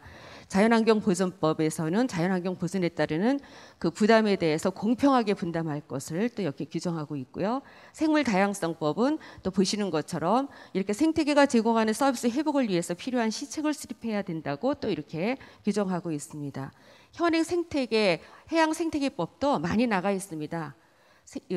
지금 여기에서 말씀드리는 이런 여러 가지 이런 내용들을 가지고 어느 정도의 기반은 만들어져 있다고 생각합니다. 접경 지역에서 이익 공유를 가능하게 하는 이런 제도적 기반으로서 이런 해양 생물 다양성 관리 계획의 그런 활용을 저는 좀 권고를 드리고 있습니다.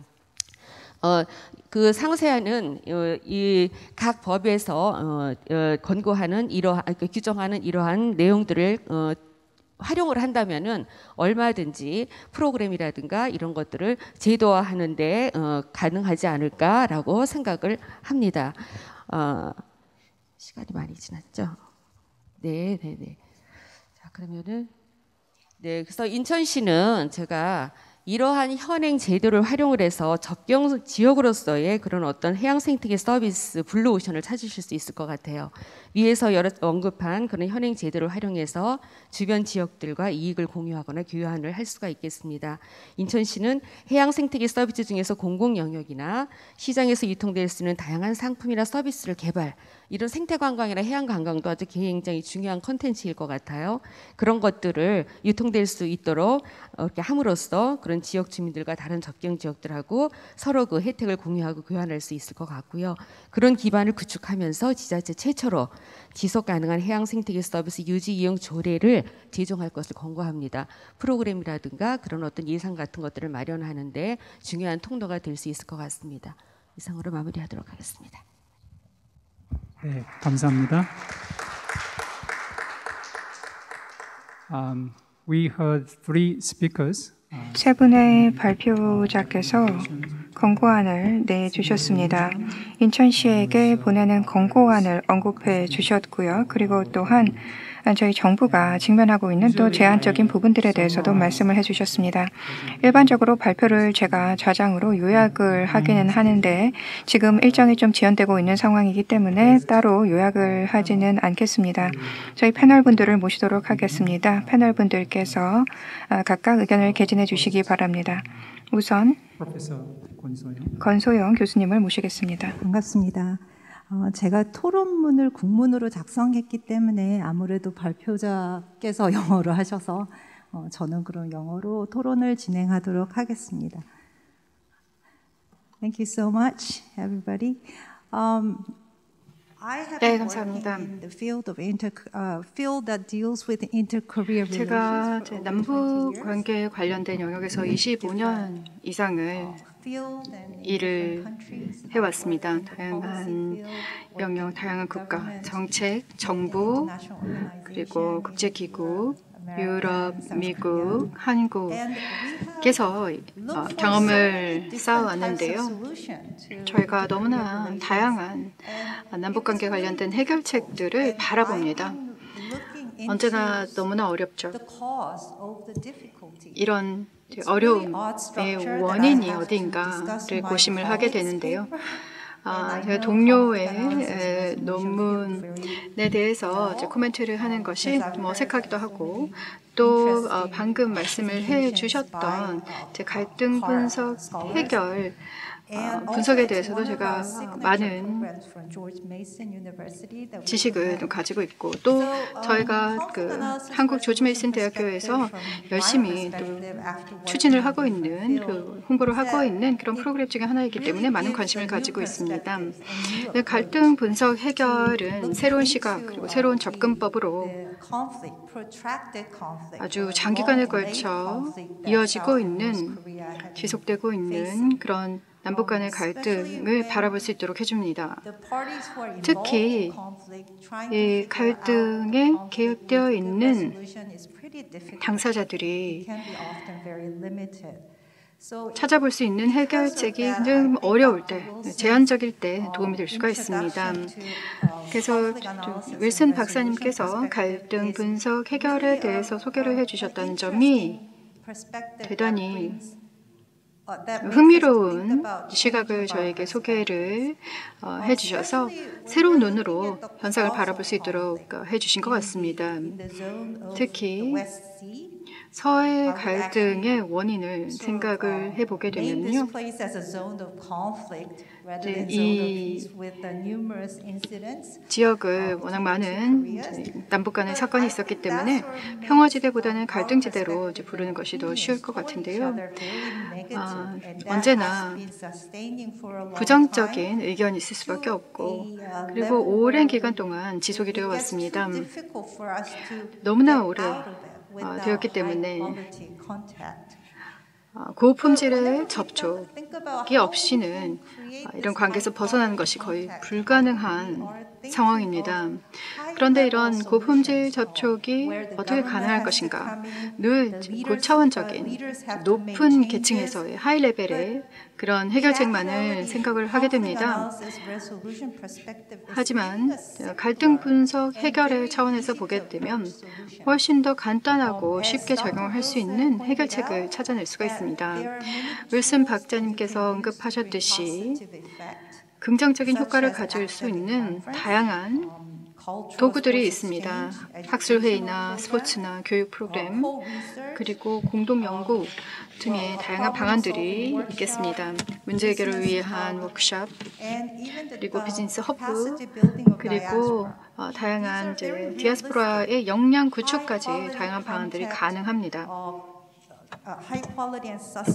이런 고품질의 지속될 수 있는 접촉이 이루어질 수가 있습니다. 갈등 분석 해결에서는 정부 차원에서의 주체들보다는 지방정부 혹은 비정부 기관들, NGO들, 그리고 풀뿌리 시민들의 역할을 더욱더 강조합니다. 그래서 이것이 인천에서 실제로 행동에 옮길 수 있는, 실천을 할 수 있는 그런 시각을 제시한다라고 믿습니다. 정부에 몸담고 있지 않더라도 행동으로 옮길 수가 있겠습니다. 그리고 패널에서 언급되었던 바와 같이 현실적이고 쉽게 접근할 수 있는 그런 프로젝트들이 착수될 수가 있을 것 같습니다. 이제 갈등 분석 해결의 접근법으로 또 분석을 해볼 수가 있겠습니다. 하지만 몇 가지 이슈를 언급드리려고 합니다. 윌슨 박사님에 대해서 너무 비판적인 시각을 견지하는 것은 아닙니다만 인천은 또 다른 평화 도시로 만들고자 한다라는 언급을 주셨는데요. 한국에서는 평화라는 단어를 똑같은 구상, 똑같은 개념화 없이 이 단어를 남발하는 경향이 있는 것 같습니다. 평화섬, 평창 평화포럼, 제주 평화포럼 굉장히 많은데요. 왜 인천을 평화도시로 해야 하는가? 구체적인 비전이나 목표 없이 왜 평화인가? 라는 생각이 들기도 합니다. 대안으로 제가 개인적으로 생각하기에는 인천이 이미 아주 훌륭한 정체성이 구축이 되어 있는 것 같은데요. 2014년에 제가 아시아 게임에 참여하기 위해 인천으로 왔을 때 다양성이 빛나는 곳이라는 그런 캐치프레이즈가 있었습니다. 인천이 항구 도시이고 이런 다양성이라는 것이 정말 빛난다라고 저는 생각합니다. 세 곳에 또 경제구역도 있고 이 다양성이라는 의미에서 평화가 이미 녹아있다라고 저는 봅니다. 그래서 구체적으로 평화라는 단어보다는 좀 더 구체적으로 미래지향적인 인천과 좀 더 연계성이 높은 그런 국제도시 혹은 화해의 다양성의 도시 이런 접근법으로 더 많은 움직임을 촉발해낼 수 있을 것 같고요. 그리고 이런 미래지향적인 단어를 사용을 함으로써 중장기적인 투자를 관련 활동에 더 많이 유입을 할 수 있으리라 생각합니다. 그리고 인천이 이미지를 좀 더 강화하기 위해서 장기적인 투자가 반드시 필요합니다. 인천은 단기적인 혹은 일회성에 그치는 많은 활동을 펼치고 있는 듯 보입니다. 하지만 좀 더 가시적인 효과를 내기 위해서는 장기적인 목표를 세우고 그리고 좀 더 지속 가능한 투자를 이어가면서 또 특히 젊은 세대의 참여를 적극 독려할 수 있는 그런 활동이 필요하리라고 봅니다. 그래서 인천이 자체적으로 실제 오랫동안 지속 가능하고 다양한 연령대 세대를 아우를 수 있는 그런 프로그램과 이니셔티브를 발굴했으면 한다라는 바람입니다. 이것을 또 앞서 언급드렸던 그런 미래지향적인 방향으로 또 진행할 수 있다면 인천의 역할이 더욱더 빛나리라고 봅니다. 감사합니다. Thank you, Professor Kwon. 감사합니다, 권 교수님. 교수님께서는 윌슨 교수님의 발표에 대해서 동의의 뜻을 표해 주셨고 또 몇 가지 다양성 측면에 있어서 말씀을 해주셨습니다. 인천의 다양성을 들을 수 있었습니다. 다음은 딘 올렛 교수님을 모시도록 하겠습니다. 자, 그러면은 발제에 대한 토론을 해주시기 바랍니다. 6분을 드리도록 하겠습니다. 네, 감사합니다. Thank you very much. 네, 감사합니다. First of all, I'd like to thank 자, the 우선 시작에 앞서서 조직 관계자 측에 감사의 말씀을 드립니다. 인천 연구원에서 초청해 주신 것에 대해서 감사의 말씀을 드립니다. 자, 제가 모든 페이퍼에 대해서 코멘트를 좀 해달라고 하는 요청을 받았습니다. 제가 마지막 토론자인지 알았는데요. 그것은 아니네요. 그래도 괜찮습니다. 토론을 해보도록 하겠습니다.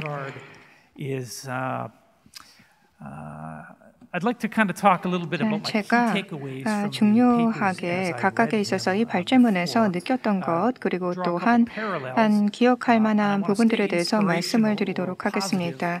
긍정적인 또 영감을 얻을 수 있는 부분들이 있었습니다. 무엇보다도 발표를 듣고 마지막 쭉 이렇게 너무 시간을 끌거나 해서는 안 되겠죠. 그렇기 때문에 조금 토론이 필요하거나 질문을 할 만한 것들만 조금 간략하게 말씀을 드리도록 하겠습니다. 인용구문을 좀 말씀을 드려보자면 뭔가 또 이야기들을 생각들을 집적시킬 수 있는 거라고 생각이 돼서 제가 좀 브런치 위키에 있어서의 말을 빌려보도록 하겠습니다.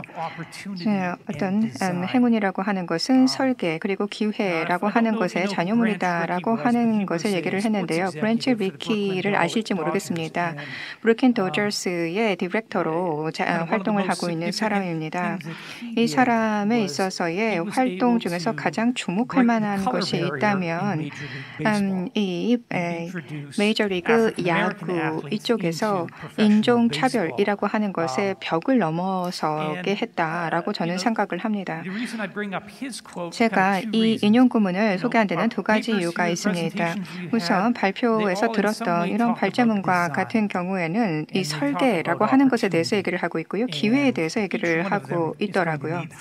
제가 생각하기에는 이러한 부분들이 서로 체계화돼서 연계가 되고 얽혀야 되지 않는가라고 하는 것을 생각을 했기 때문에 인용구문에 대해서 말씀을 드렸고요. 브랜치 리키와 같은 경우에는 미국에서 이제 활동을 하면서 사회적인 문제에 대해서 언급을 했습니다. 정치적인 문제가 아니라 사회적인 문제에 대해서 언급을 했는데요. 윌슨 교수님과 같은 경우에는 이 분쟁이라고 하는 것, 갈등이라고 하는 것은 사회적으로 생성이 됐고 아주 복잡한 특성을 가지고 있다라고 얘기를 했습니다. 저 사회적인 내러티브를 가지고 있다라는 것이죠. 그래서 어떤 참여라든가 커뮤니케이션을 통해서 이와 같은 부분들을 해결할 수 있도록 해야 된다라고 생각이 됩니다. 조금 더 의미 있는 맥락에서 커뮤니케이션을 하는 것이 필요하다라고 생각이 됩니다. 그러니까 쌍방향으로 오픈 커뮤니케이션이라고 하는 것이 있어야지만 이런 문제가 해결이 될 수 있지 않나라고 하는 것을 생각하면서 들었기 때문에 두 번째로 제가 인용구문을 소개를 한 것입니다. For a hitter, 여기서 야구에 있어서의 좀 비교를 해보면 이 타자와 같은 경우에 있어서 그 역할이 상당히 크지 않습니까? 어떤 마지막 결정짓는 부분이라고 할 수가 있을 것인데요. 어떤 리더십이라고 하는 것, 즉 북한에서 있어서의 리더십이라고 하는 것이 조금 더 긍정적인 결과로 가져갈 수 있도록 하기 위해서는 사람과 사람 간에 있어서의 접촉이라던가 그런 연계라고 하는 것이 필요하지 않나라는 것도 생각을 해봤습니다. 윌슨 교수님과 같은 경우에는 가능한 활동에 대해서 얘기를 했습니다. 이 미국에서 있었던 그러니까 냉전 시기에 있어서의 포고와 슈 미팅에 대해서도 얘기를 했고요. 그리고 또한 문화센터라던가 교육 프로그램 그리고 대사관에 있어서의 역할 이런 것에 대해서 말씀을 해주시지 않았습니까? 네, 그런 것들을 들으면서 좀 중장기적으로 그리고 단기적으로 어떤 것들을 최우선 과제로 생각하는지 하는 것에 대해서 말씀을 듣고 싶고 이유도 듣고 싶습니다. 단기적, 중기적, 장기적으로 중요한 것이 무엇인가 하는 것이죠. 또 야구에 있어서의 또 비교를 해보면 결국 중요한 것이 그 위치라는 거 아닙니까? 그러니까 이것을 보게 되면 투수에 있어서의 역할에 또 비교를 해볼 수가 있을 거라고 생각이 되는데요. 결국 공을 던질 때 또 어떠한 포지션을 잡아야 되는가라고 하는 것을 한번 은유적으로 생각을 해보고자 합니다. 인천의 역할, 즉 공을 던지는 역할이라고 하는 것을 제가 지금 비교해서 말씀을 드리고 있는 것입니다. 권 교수님과 같은 경우도 해당 언급을 해주셨는데요. 인천과 같은 경우에는 평화에 있어서의 하나의 시작점으로서 그리고 또한 맥락적인 측면에서 그 역할을 정립을 해야 된다라고 하는 것을 말씀을 하셨습니다. 어떤 요소들을 거기에다가 넣어야 될 것인가 하는 것이고 그런 아이디어들을 어떻게 실행할 것인가 하는 것이 가장 중요하지 않을까라는 생각을 해봅니다. 윌슨 교수님께서 발표를 해주시면서 또한 말씀을 하신 것을 상기해 보면 친구에 대해서 얘기를 했습니다. 또 예를 들어 뭐 재미 교포라던가 그 외에도 자매 도시라던가 이러한 같이 무언가를 할 수 있는 친구라고 할까요? 이런 개념들을 좀 말씀해 주셨는데 인천에 있어서의 자매 도시라고 하는 것을 생각을 해보자면 조금 남북한에 있어서의 관계라던가 그 외에도 북한과 있어서의 사회화 그것이 어떤 방식으로 이루어지는 것이든 그러한 것에 대해서 조금 그 자매 도시에 있어서의 역할 이런 것에 대해서도 말씀을 해주시면 좋겠습니다. 시간이 괜찮으면 계속 좀 이어서 코멘트를 하도록 하겠습니다. 다음 남정호 교수님과 같은 경우 지속가능 개발에 대해서 말씀을 해주셨습니다. 상당히 이 지속 가능성 그리고 남북한에 있어서 협력에 대해서 많은 관심을 가지고 있다는 것을 알고 있습니다. 2007년에도 페이퍼 쓰신 것을 제가 관련 주제에 대해서 읽었습니다. 그러니까 장기적으로 이 연구를 계속해서 이어오고 계신 것에 대해서 또 경의의 말씀을 제가 드리고자 합니다. 상당히 복잡한 문제인데요. 여기에 대한 해답을 찾기 위한 노력을 장기적으로 해오고 계십니다.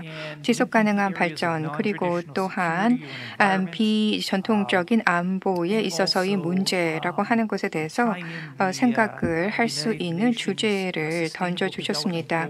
지속가능한 개발 목표 SDG와 서로 연계된 것에 대해서도 언급을 해주신 바 있습니다. 환경이라고 하는 것을 보게 되면 지금 이 코로나 사태에 있어서 더 중요성이 부각이 되고 있습니다. 이제 우리가 조금 공동으로 함께 어떤 맥락이라던가 공간이라고 하는 것을 생각을 해봐야 됩니다.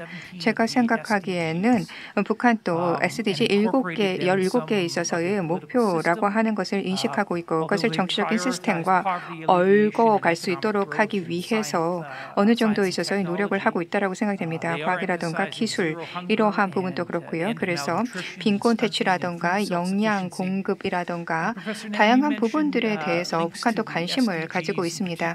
SDG에 대해서 언급을 하시면서 이 해양 자원이라고 하는 14번에 대해서 특히 말씀을 하지 않으셨습니까? 그리고 16번도 말씀을 하셨습니다. 16번은 평화로운 사회 증진과 제도 구축이라고 하는 것인데요.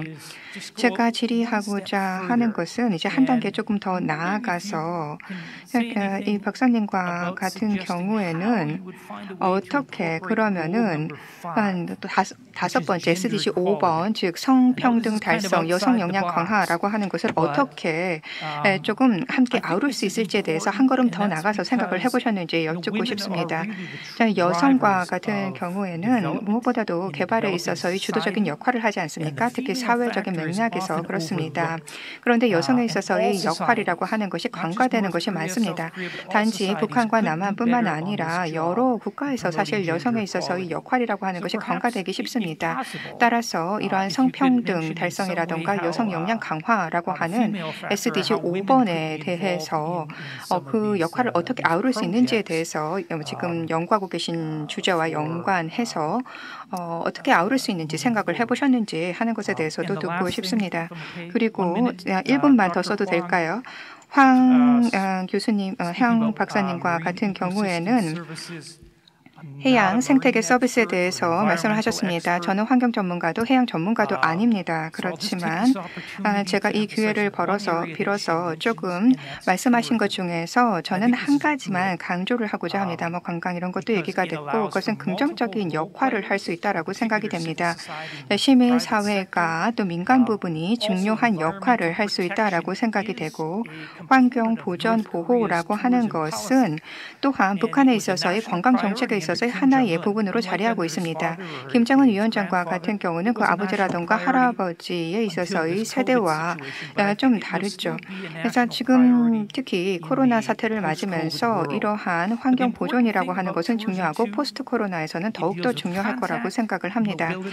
그렇기 때문에 어떤 평화라든가 새로운 이러한 맥락이라고 하는 걸 생각을 해야 됩니다. 이동성 그리고 또한 평화 뭐 이러한 요소가 사실 어떤 관광이라고 하는 것 이런 것에 있어서의 전제가 되고 기본적인 조건이 됩니다. 이동성 그리고 맥락이라고 하는 것을 지금 김정은 위원장은 인식을 하고 있는 것 같습니다. 지금 북한 사회에서 여러 가지 도전 과제가 있기는 하지만 이러한 관광에 있어서 이동성 그리고 또 새로운 맥락이라고 하는 것을 생각을 하면서 환경 보존이라는 측면에서 관광을 발전시키고 있는데 거기에 대해서 조금 생각을 듣고 싶습니다. 여기까지 마무리하겠습니다. Speakers answer his question 네, later. 그 후에 이제 발표자들께서 질문과 답변을 하실 기회를 드리도록 하겠습니다. 경기원의 김동성 박사님께 마이크를 넘기도록 하겠습니다. 네, 경기연구원에 근무하고 있는 김동성입니다. 이런 뜻깊은 포럼에 불러주셔서 대단히 영광스럽게 생각합니다. 세 분의 발표 잘 들었고요. 다 제가 전적으로 동의합니다. 윌슨 교수님 말씀하신 그 컨택트 티어리, 하이 퀄리티 컨택트가 굉장히 중요하다. 남북 간에 있어서 화해와 협력, 평화를 이끌어내기 위해서는 또 남정호 박사님이 말씀하신 서해에서의 또 한강하구에서의 남북 간의 협력, 또 황원주 박사님 해양 생태계 서비스라는 새로운 개념 알려주셨고 또 페이먼트 시스템에 대해서도 도입의 필요성을 역설해 주셨습니다. 제가 모두 다 동의하고 특별히 제가 거기에 대해서 크리틱을 드릴 건 없을 것 같습니다. 그런데 말씀을 쭉 들으면서 제 뇌리속에 계속 남는 것은 결국은 남북 간의 이제 협력인데 이게 왜 안 이루어지고 있는가? 그러니까 이제 계속 제 머릿속에 떠나지 않고 있습니다.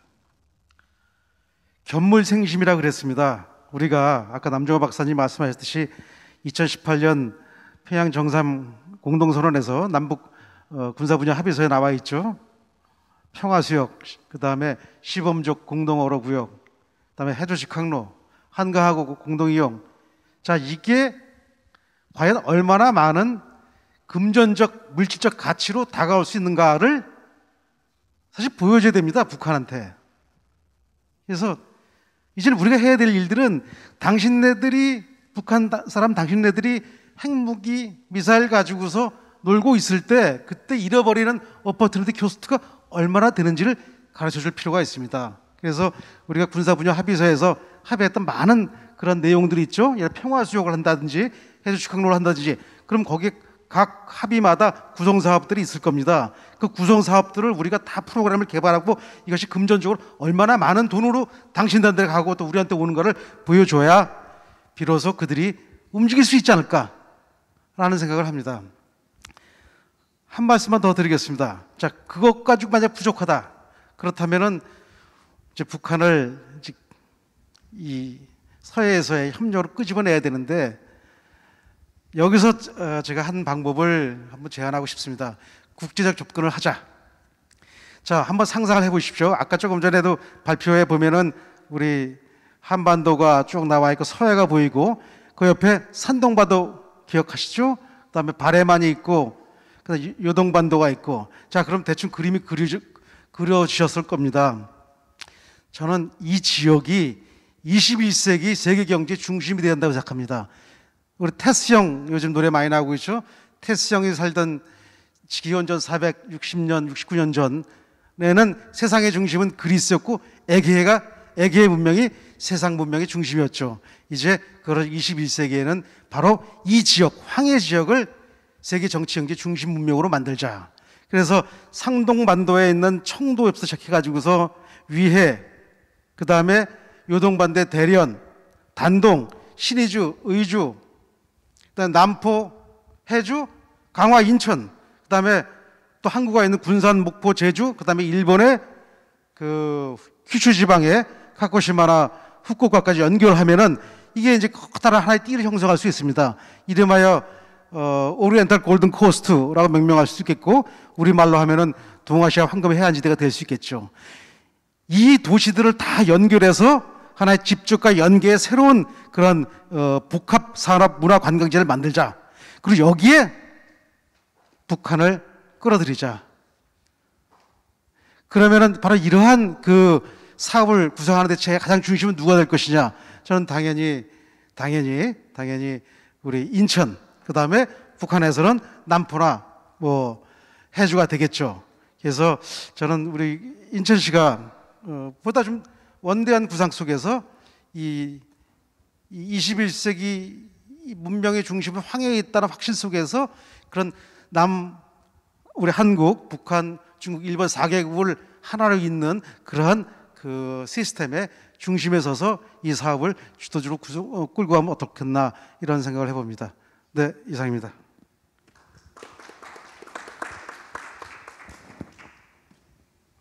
네, 감사합니다. 시간을 굉장히 많이 남겨주셔서 더욱 감사드리고요. 마지막으로 인천녹색연합의 박정훈 선생님의 토론을 듣도록 하겠습니다. 네, 안녕하세요. 저는 박정훈이라고 합니다. 지금 화면에 그 전박이 물범 사진이 바위에 올라가 있는 것을 보실 수 있는데요. 오늘 그 회의에서 전체적으로 다뤄졌던 내용들이 어쩌면 사람 중심의 이야기였다고 봅니다. 이 지역, 황해 지역에서 같이 살고 있는 또 다른 생명이죠. 이 야생 동물들의 이야기를 전박이 물범에 대한 이야기를 통해서 같이 좀 풀어보기 위해서 저를 이 자리에 마련해 주셨다고 저는 이렇게 생각을 합니다. 그래서 남정호 박사님이 부산에서 오시느냐고 좀 멀리 오셨지만 저는 같은 인천시에 속하지만 백령도에서 오늘 아침 5시간의 배를 타고 여기 도착을 했습니다. 저도 역시 굉장히 먼 곳에서 온 것 같은데요. 그런 만큼 조금 길더라도 양해를 미리 드리겠습니다. 저는 지금 백령도에서 살고 있습니다. 그 백령도 주민이 된 지는 이제 2년차 초보 주민이고요. 제가 백령도에 관심을 갖게 된 것은 전박이 물범과 어떻게 지역 주민들이 같이 이 황해권에서 살아갈 수 있을까, 공존할 수 있을까에 대한 그런 고민 속에서 이제 백령도를 가서 주민이 되게 됐는데요. 앞서 발제해 주셨던 남정호 박사님의 말씀처럼 이 남북협력과 공동 번영에 대한 이런 방안을 마련하는 과정에서 이 처대의 어떤 생태적 자원을 보호하고 있는 지역의 특성이라든가 또 이 지역에 대한 어떤 녹색 경제와 같은 국제사회의 큰 변화를 충분히 반영해야 된다라고 하는 말씀이 굉장히 마음에 와닿고요. 마찬가지로 황운주 박사님의 서해 접경해역에 대한 지속 가능한 발전을 모색하는 데 있어서 인천시가 이 해양 생태계 서비스와 관련된 개념을 가지고 정책으로서의 어떤 구현을 하는 것이 필요하겠다라고 하는 그런 제안도 저는 굉장히 마음에 와닿습니다. 그런 관점을 좀 마음에 공감을 하면서 이 황해 지역에서 멸종 위기에 놓여 있는 해양 동물인 전박이 물범의 서식지인 백령도 이야기를 기반으로 해서 조금 더 얘기를 다뤄보겠습니다. 백령도는 이 뒤에 있는 현수막에서도 보시다시피 한반도 중서부에 위치한 백령도, 대청도, 소청도, 연평도, 소연평도의 서해 5도 중에 하나입니다. 서해 연안에 따라서 이동하는 그 다양한 철새들의 이동 경로일 뿐만이 아니라 그 멸종위기종인 점박이 물범의 한반도 그 서해안 그 최대 서식지로서의 그 주목을 받고 있습니다. 한 해 평균 300여 마리씩 그 300여 마리 정도가 백령도 해안을 찾아오고 여기에서 봄부터 가을까지 머물다 가고 있습니다. 그 중국의 번식지인 중국의 그 바레만 쪽에서 그 출산을 하고 육아를 하고 그리고 이른 3월부터 가을까지 남하를 해서 이 백령도를 비롯해서 우리나라 서해 바다 쪽에서 생활을 하는데요. 이렇게 오랫동안 그런 생활 방식을 갖고 있었던 점박이 물범이 1940년대 약 8,000마리 정도까지 기록이 되어 있습니다. 그러나 계속 그 개체수가 줄어들면서 1980년대는 한 2,300마리, 1990년대 초는 약 1,000마리까지 줄었다가 지금은 약 1,200마리 정도가 서식하고 있는 것으로 이렇게 얘기가 되고 있습니다. 뭐 여러 이유가 있겠지만 밀렵이라든지 번식지, 서식지에 대한 그런 개발과 환경 악화 문제, 또 어업 활동 과정에서의 충돌, 또 최근에 특히 심각하게 대두되고 있는 그 지구 온난화로 인한 번식지의 그런 얼음 감소 등이 점박이 물범을 그 생존의 위험에 놓이도록 하는 중요한 요인이 되고 있죠. 그러다 보니까 남북한과 그다음에 중국 모두에서 이 점박이 물범을 보호생물로 지정해서 관리를 하고 있습니다. 따라서 이 황해 지역에서 그 서식하고 있는 점박이 물범 보호를 하기 위해서는 남북한 모두 그리고 중국 공동의 노력과 협력이 필요한 그런 상황입니다. 그러다 보니까 이 점박이 물범 서식지에 대한 관심이 어떤 그 남북 공동뿐만이 아니라 남북한 중국 공동뿐만이 아니라 또 일반 그 도시민들뿐만이 아니라 이 지역 사회에서 그러면 어떻게 점박이 물범에 대한 관심을 갖고 같이 공존을 할 것인가에 대한 방법을 찾는 게 굉장히 중요합니다. 백령도의 경우는 이 물범을 보호하는 방법을 놓고 지역사회 내에서 여러 가지 갈등들이 같이 있습니다. 특히 어민들과의 갈등이 있는데요. 서해 NLL에 따라서 백령도의 그 어장이 굉장히 협소합니다. 그리고 계속 다뤄지듯이 중국 어선들에 의한 남획과 수자원 고갈이 심각하고 또 해양 생태계 변화들이 지금 일어나고 있으면서 백령도 이쪽 인근 지역의 어민들의 어업 활동은 상당히 제약을 받고 있고 그런 상황에서 이 점박이 물범이 백령도에 서식하는 것은 또 하나의 그런 피해 요인으로 인식되어 온 상황입니다. 이런 어민들은 물범에 의해서 예를 들면 물범이 어망을 훼손한다든지 또 그로 인한 어획량의 유실을 가져온다든지 또 낚시를 방해하든지 이런 피해가 발생하고 있다는 것을 계속 호소를 해오고 있는 상황이죠. 그러다 보니 앞서 말씀드렸던 것처럼 이 지역에 같이 사람과 이런 야생동물이 같이 살아오고 있는 이 현장에서 보호를 하는 방안을 둘러싸고 굉장히 어려움이 많다 보니까 고민이 많습니다. 그래서 녹색연합에서 2007년부터 어떻게 하면 지역사회 중심의 이 점박이 물범 보호 방안을 마련할 것인가에 대한 고민을 계속 해왔고요. 그래서 2019년에 백령도에 그 황해물범 시민사업단을 만들고 활동가인 제가 직접 그 상주하면서 지역의 그런 사회경제 구조와 주민들의 삶에 기반한 어떤 이런 물범 보호 방안을 만드는 그런 활동을 지금 현재 이어가고 있습니다. 그래서 지역의 청소년들과 또 지역의 그 점박이 물범을 사랑하는 그런 사람들 모임들을 같이 만들어 가면서 지역의 다양한 주체들을 통해서 어떻게 하면 물범을 보호하고 백령도 지역 사회가 같이 그 지속 가능한 지역 발전을 같이 만들어 갈 것인가에 대한 그 논의들을 지금 현재 해 나가고 있고요. 이런 과정을 통해서 주민들이 같이 참여하는 지역 사회에서 이렇게 함께 설계한 점박이 물범 보호 정책이 마련될 수 있도록 하는 것이 중요하지 않겠나 이런 생각을 갖고 현재도 계속 논의를 하고 있습니다.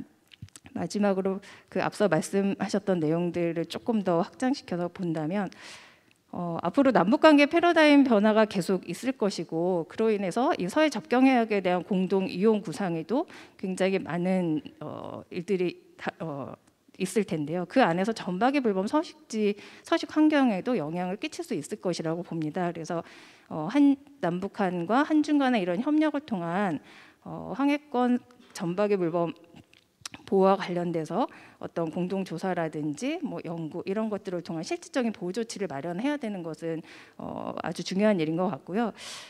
또 하나는 앞으로 이 황해권 지역에서 전박이 물범 보호를 위한 이런 논의의 장이 이루어질 수 있도록 민간 차원에서는 어떻게 노력을 할 것인가, 또 지역 차원에서는 백령도 차원에서는 어떤 역할을 할 수 있을 것인가에 대한 지역 주민들과의 그 이야기도 반영이 되는 것이 중요하다고 생각합니다.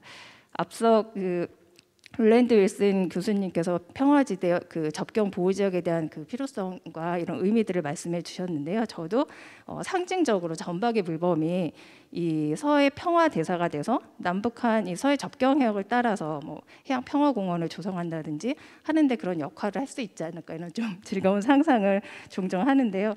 물범에게는 NLL이 없듯이 이렇게 오랫동안 남북 갈등과 분쟁의 현장이었던 백령도를 비롯해서 이쪽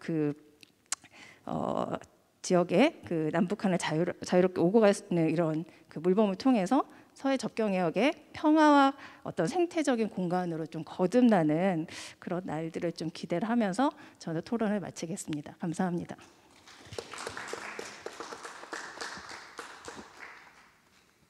네, 물범을 통해서 남북 평화를 이루자고 하는 우리 박정훈 선생님의 토론 내용이었습니다. 마지막으로 제가 스피커들에게 이 토론에 대한 코멘트를 답변하기 전에 플로어에서 몇 분만 코멘트나 질문을 받도록 하겠습니다. 시간이 좀 넘긴 하였지만, 네.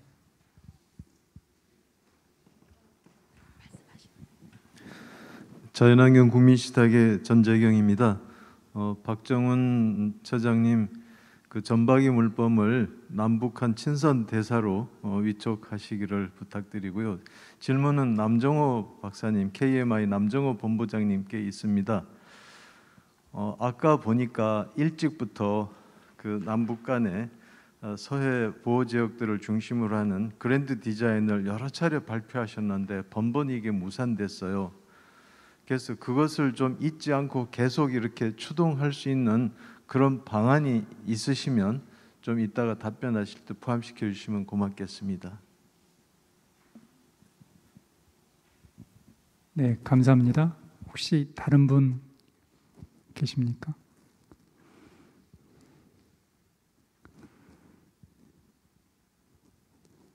네, 그러면 보니까 남정호 박사님께 질문이 여러 개가 있어서요. 먼저 남정호 박사님 답변해 주시고, 그리고 황은주 박사님, 그리고 마지막 last Dr. 올슨, 남 박사님 부탁드리겠습니다.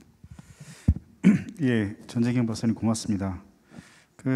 사실은 저도 답은 없습니다. 그랜드 디자인을 많이 냈었고, 그리고 이게 2005년도에 제안했을 때는 해양 평화 공원으로 제안했었거든요. 그래서 우리나라 사람들은 명절 때 모이면 하는 게 고스톱 많이 하지 않습니까?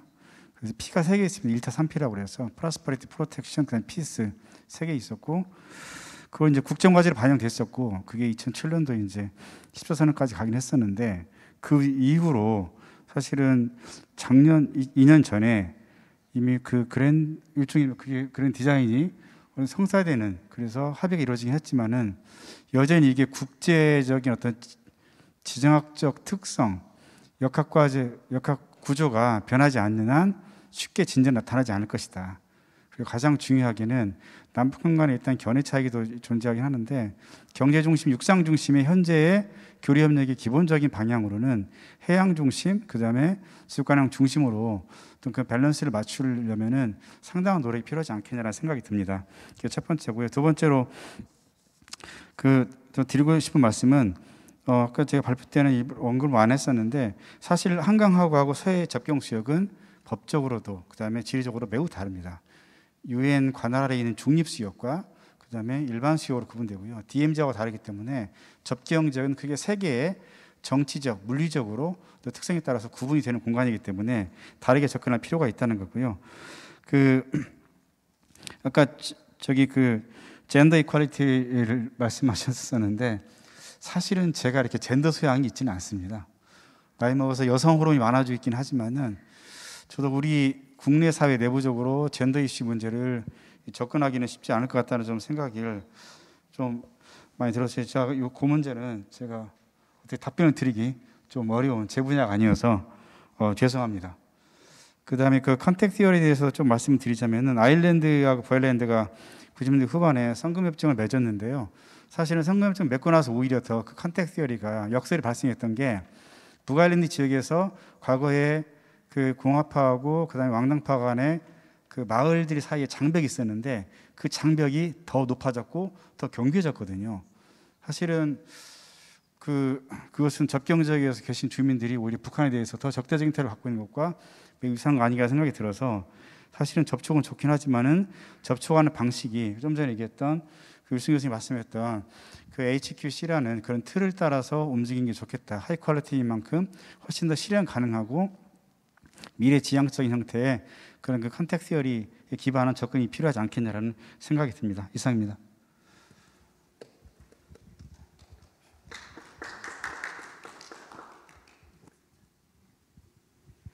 네, 제게 이 포스트 코로나 시대를 맞이하면서 어떻게 그 관광적인 측면에서 그 이동이라는 것을 어떻게 고려할 것인가라는 질문을 주셨습니다. 제가 이 관련해서 국내 그 생태관광진흥 법제에 대한 연구도 한편으로는 하고 있는데요. 그 연구를 함에 있어서 중간에 코로나19 변수가 이렇게 불청객으로 찾아오면서 그 방향이 확 바뀌었습니다.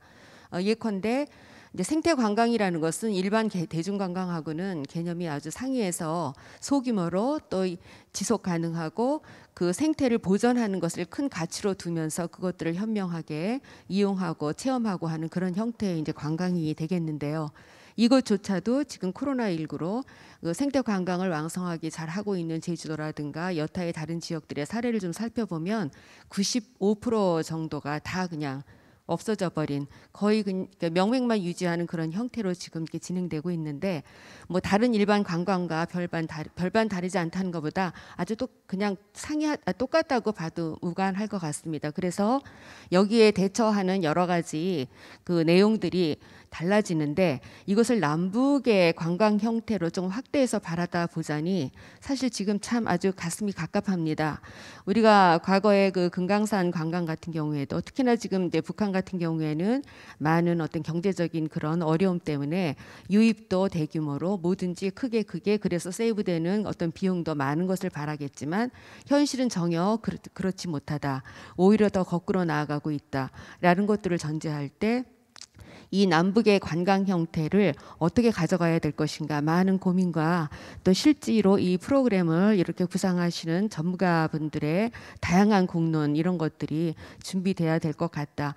확실한 거는 예전과 같은 그런 대중관광이 물론 한 트랙으로 그대로 유지될 수는 없겠고 그런 어떤 그 대응할 수 있는 대안의 트랙을 동시에 가지고 대비하지 않으면은 이 관광이라는 것 자체가 과연 성사될 수 있을까 하는 정도의 위기감을 느낄 정도의 그 전염병의 그 어떤 그 위협 속에 지금 존재하고 있다라고 말씀을 드리고 싶고요. 정리하자면은 더욱더 예전보다 더 많은 저희들이 디테일한 그런 프로그램들을 준비하는 데 있어서 준비를 해야 되겠다는 생각이 들고 또 하나는 아까 이제 우리 북과 우리가 무엇인가를 협력할 때는 정확하게 주고받는 게 있어야지 된다. 예컨대 금전적이나 물질적 가치로 뭔가 이렇게 이룰 수 있다라는 것을 북에 인식시키지 않는다면은 여러 가지 그 어려울 것이다. 예컨대 다양한 합의가 있는데 합의마다 그 따르는 그런 구성의 요소 사업들에 대한 이런 개발이라든가 계획들이 이렇게 설 때 그것들에 대해서 정확하게 어떤 것을 줄 것인가라는 것이 목표화되지 않으면 구체화되지 않으면 과연 가능할까? 라는 말씀 아주 저는 크게 들었습니다.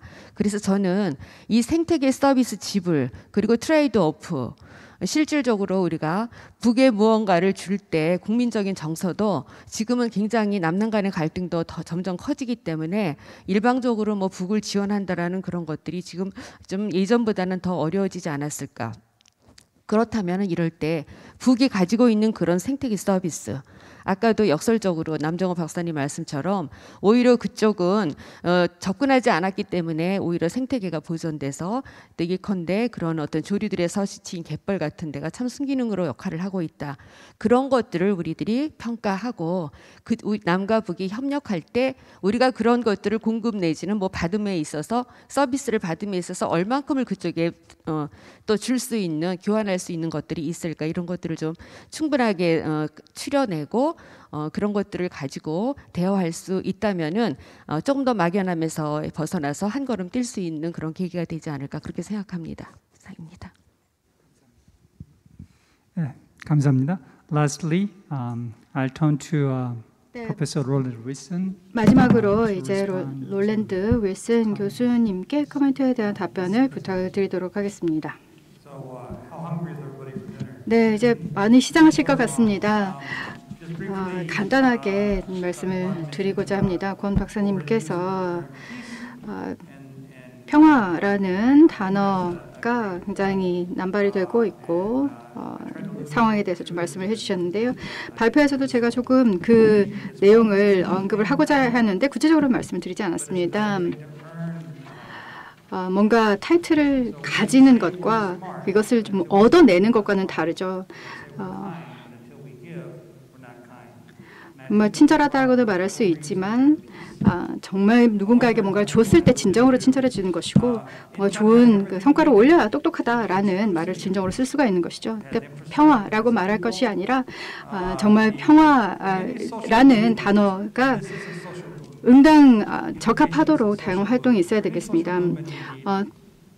통일이라는 것도 어떻게 보면 사회의 움직임, 사회운동이죠. 사회운동을 위해서는 리더십이 있어야 되고 수단이 되는 자금이 있어야 되고 구조가 있어야 되고 또 사람이 필요합니다. 모든 것들이 이제 자리에 잡히는데요. 이 모든 것들이 진행될 수 있도록 또 자금이 당연히 필요하겠습니다. 유엔도 가지고 있는 것이 이제 평화 메신저 도시입니다. 그리고 로터리도 평화 도시를 많이 구축을 하였습니다. 그런데 인천은 그런 리스트에 포함이 되어 있지 않습니다. 포천은 그 이름을 올려놓고 있는데 인천은 아이러니하게도 들어가 있지 않습니다. 그 타이틀을 아직 따지 않은 것이죠. 그런데 충분히 가능하리라고 봅니다. 제가 우선순위를 이제 잡아달라는 질문도 받았는데요. 이렇게 우선순위를 너무 잡지 않는 것이 저는 바람직하다고 봅니다. 하나 실패하면은 하나도 되지 않은 거니까요. 여러 가지를 한꺼번에 추진하는 것이 저는 더 합당하다고 봅니다. 그리고 젊은이들이 가장 큰 자산입니다. 저나 이 방에 계신 많은 분들께서 자유라는 그런 결정을 내렸습니다. 그런데 많은 젊은이들과 대화를 해보게 되면 왜 희생을 해야 되나, 왜 통일을 해야 되나 라는 질문을 가지고 있는 사람들이 굉장히 많더라고요. 그래서 교류나 교육이나 그리고 다른 타인들과 여러 교류를 통해서 통일에 대한 인식을 제고해야 되는 필요가 있습니다. 젊은이들이 너무나 중요하니까요. 자매도시 질문도 있었습니다. 사라예보가 좋은 예가 될 수가 있을 것 같아요. 유고슬라비아의 전쟁을 겪었으니까요. 벨그라이브 그리고 사이공, 과거 사이공엔 그런 도시 전쟁의 경험이 있으니까요. 드레스덴도 꼽을 수 있을 것 같고 두바이, 하이파라는 도시도 있습니다. 이스라엘의 도시인데 그렇게 널리 알려져 있는 것 같지는 않습니다. 네, 마이크가 이제 꺼지는 거 보니까 끝날 시간이 된 것 같습니다. 네, 한 가지만 더 말씀드립니다. 정말 좋은 하루였던 것 같습니다. 그런데 이 회의 이후에 저의 목표는 무엇입니까? 결국 우리가 하는 모든 일들은 다음 목표, 다음 큰 목적을 위한 발판이어야만 합니다. 저희가 진정으로 협력을 이어가서 평화 도시라는 그런 자격을 딸 수 있었으면 합니다. 감사합니다.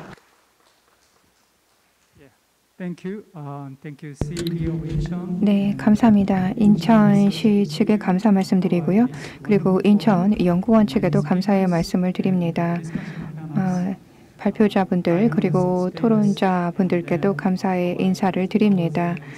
여러 가지 제안을 해주시고 그리고 방법론과 관련돼서 말씀해 주신 점에 대해서 감사드립니다. 아주 복잡한 평화라고 하는 문제에 대해서 말씀을 해주셨는데요. 인천시와 그리고 인천연구원이 다양한 실행 계획들을 이러한 제안에 기반해서 만들 수 있기를 바랍니다. 다시 한번 감사의 말씀을 발표 그리고 발표자 토론자 참청정께 드립니다. 감사합니다.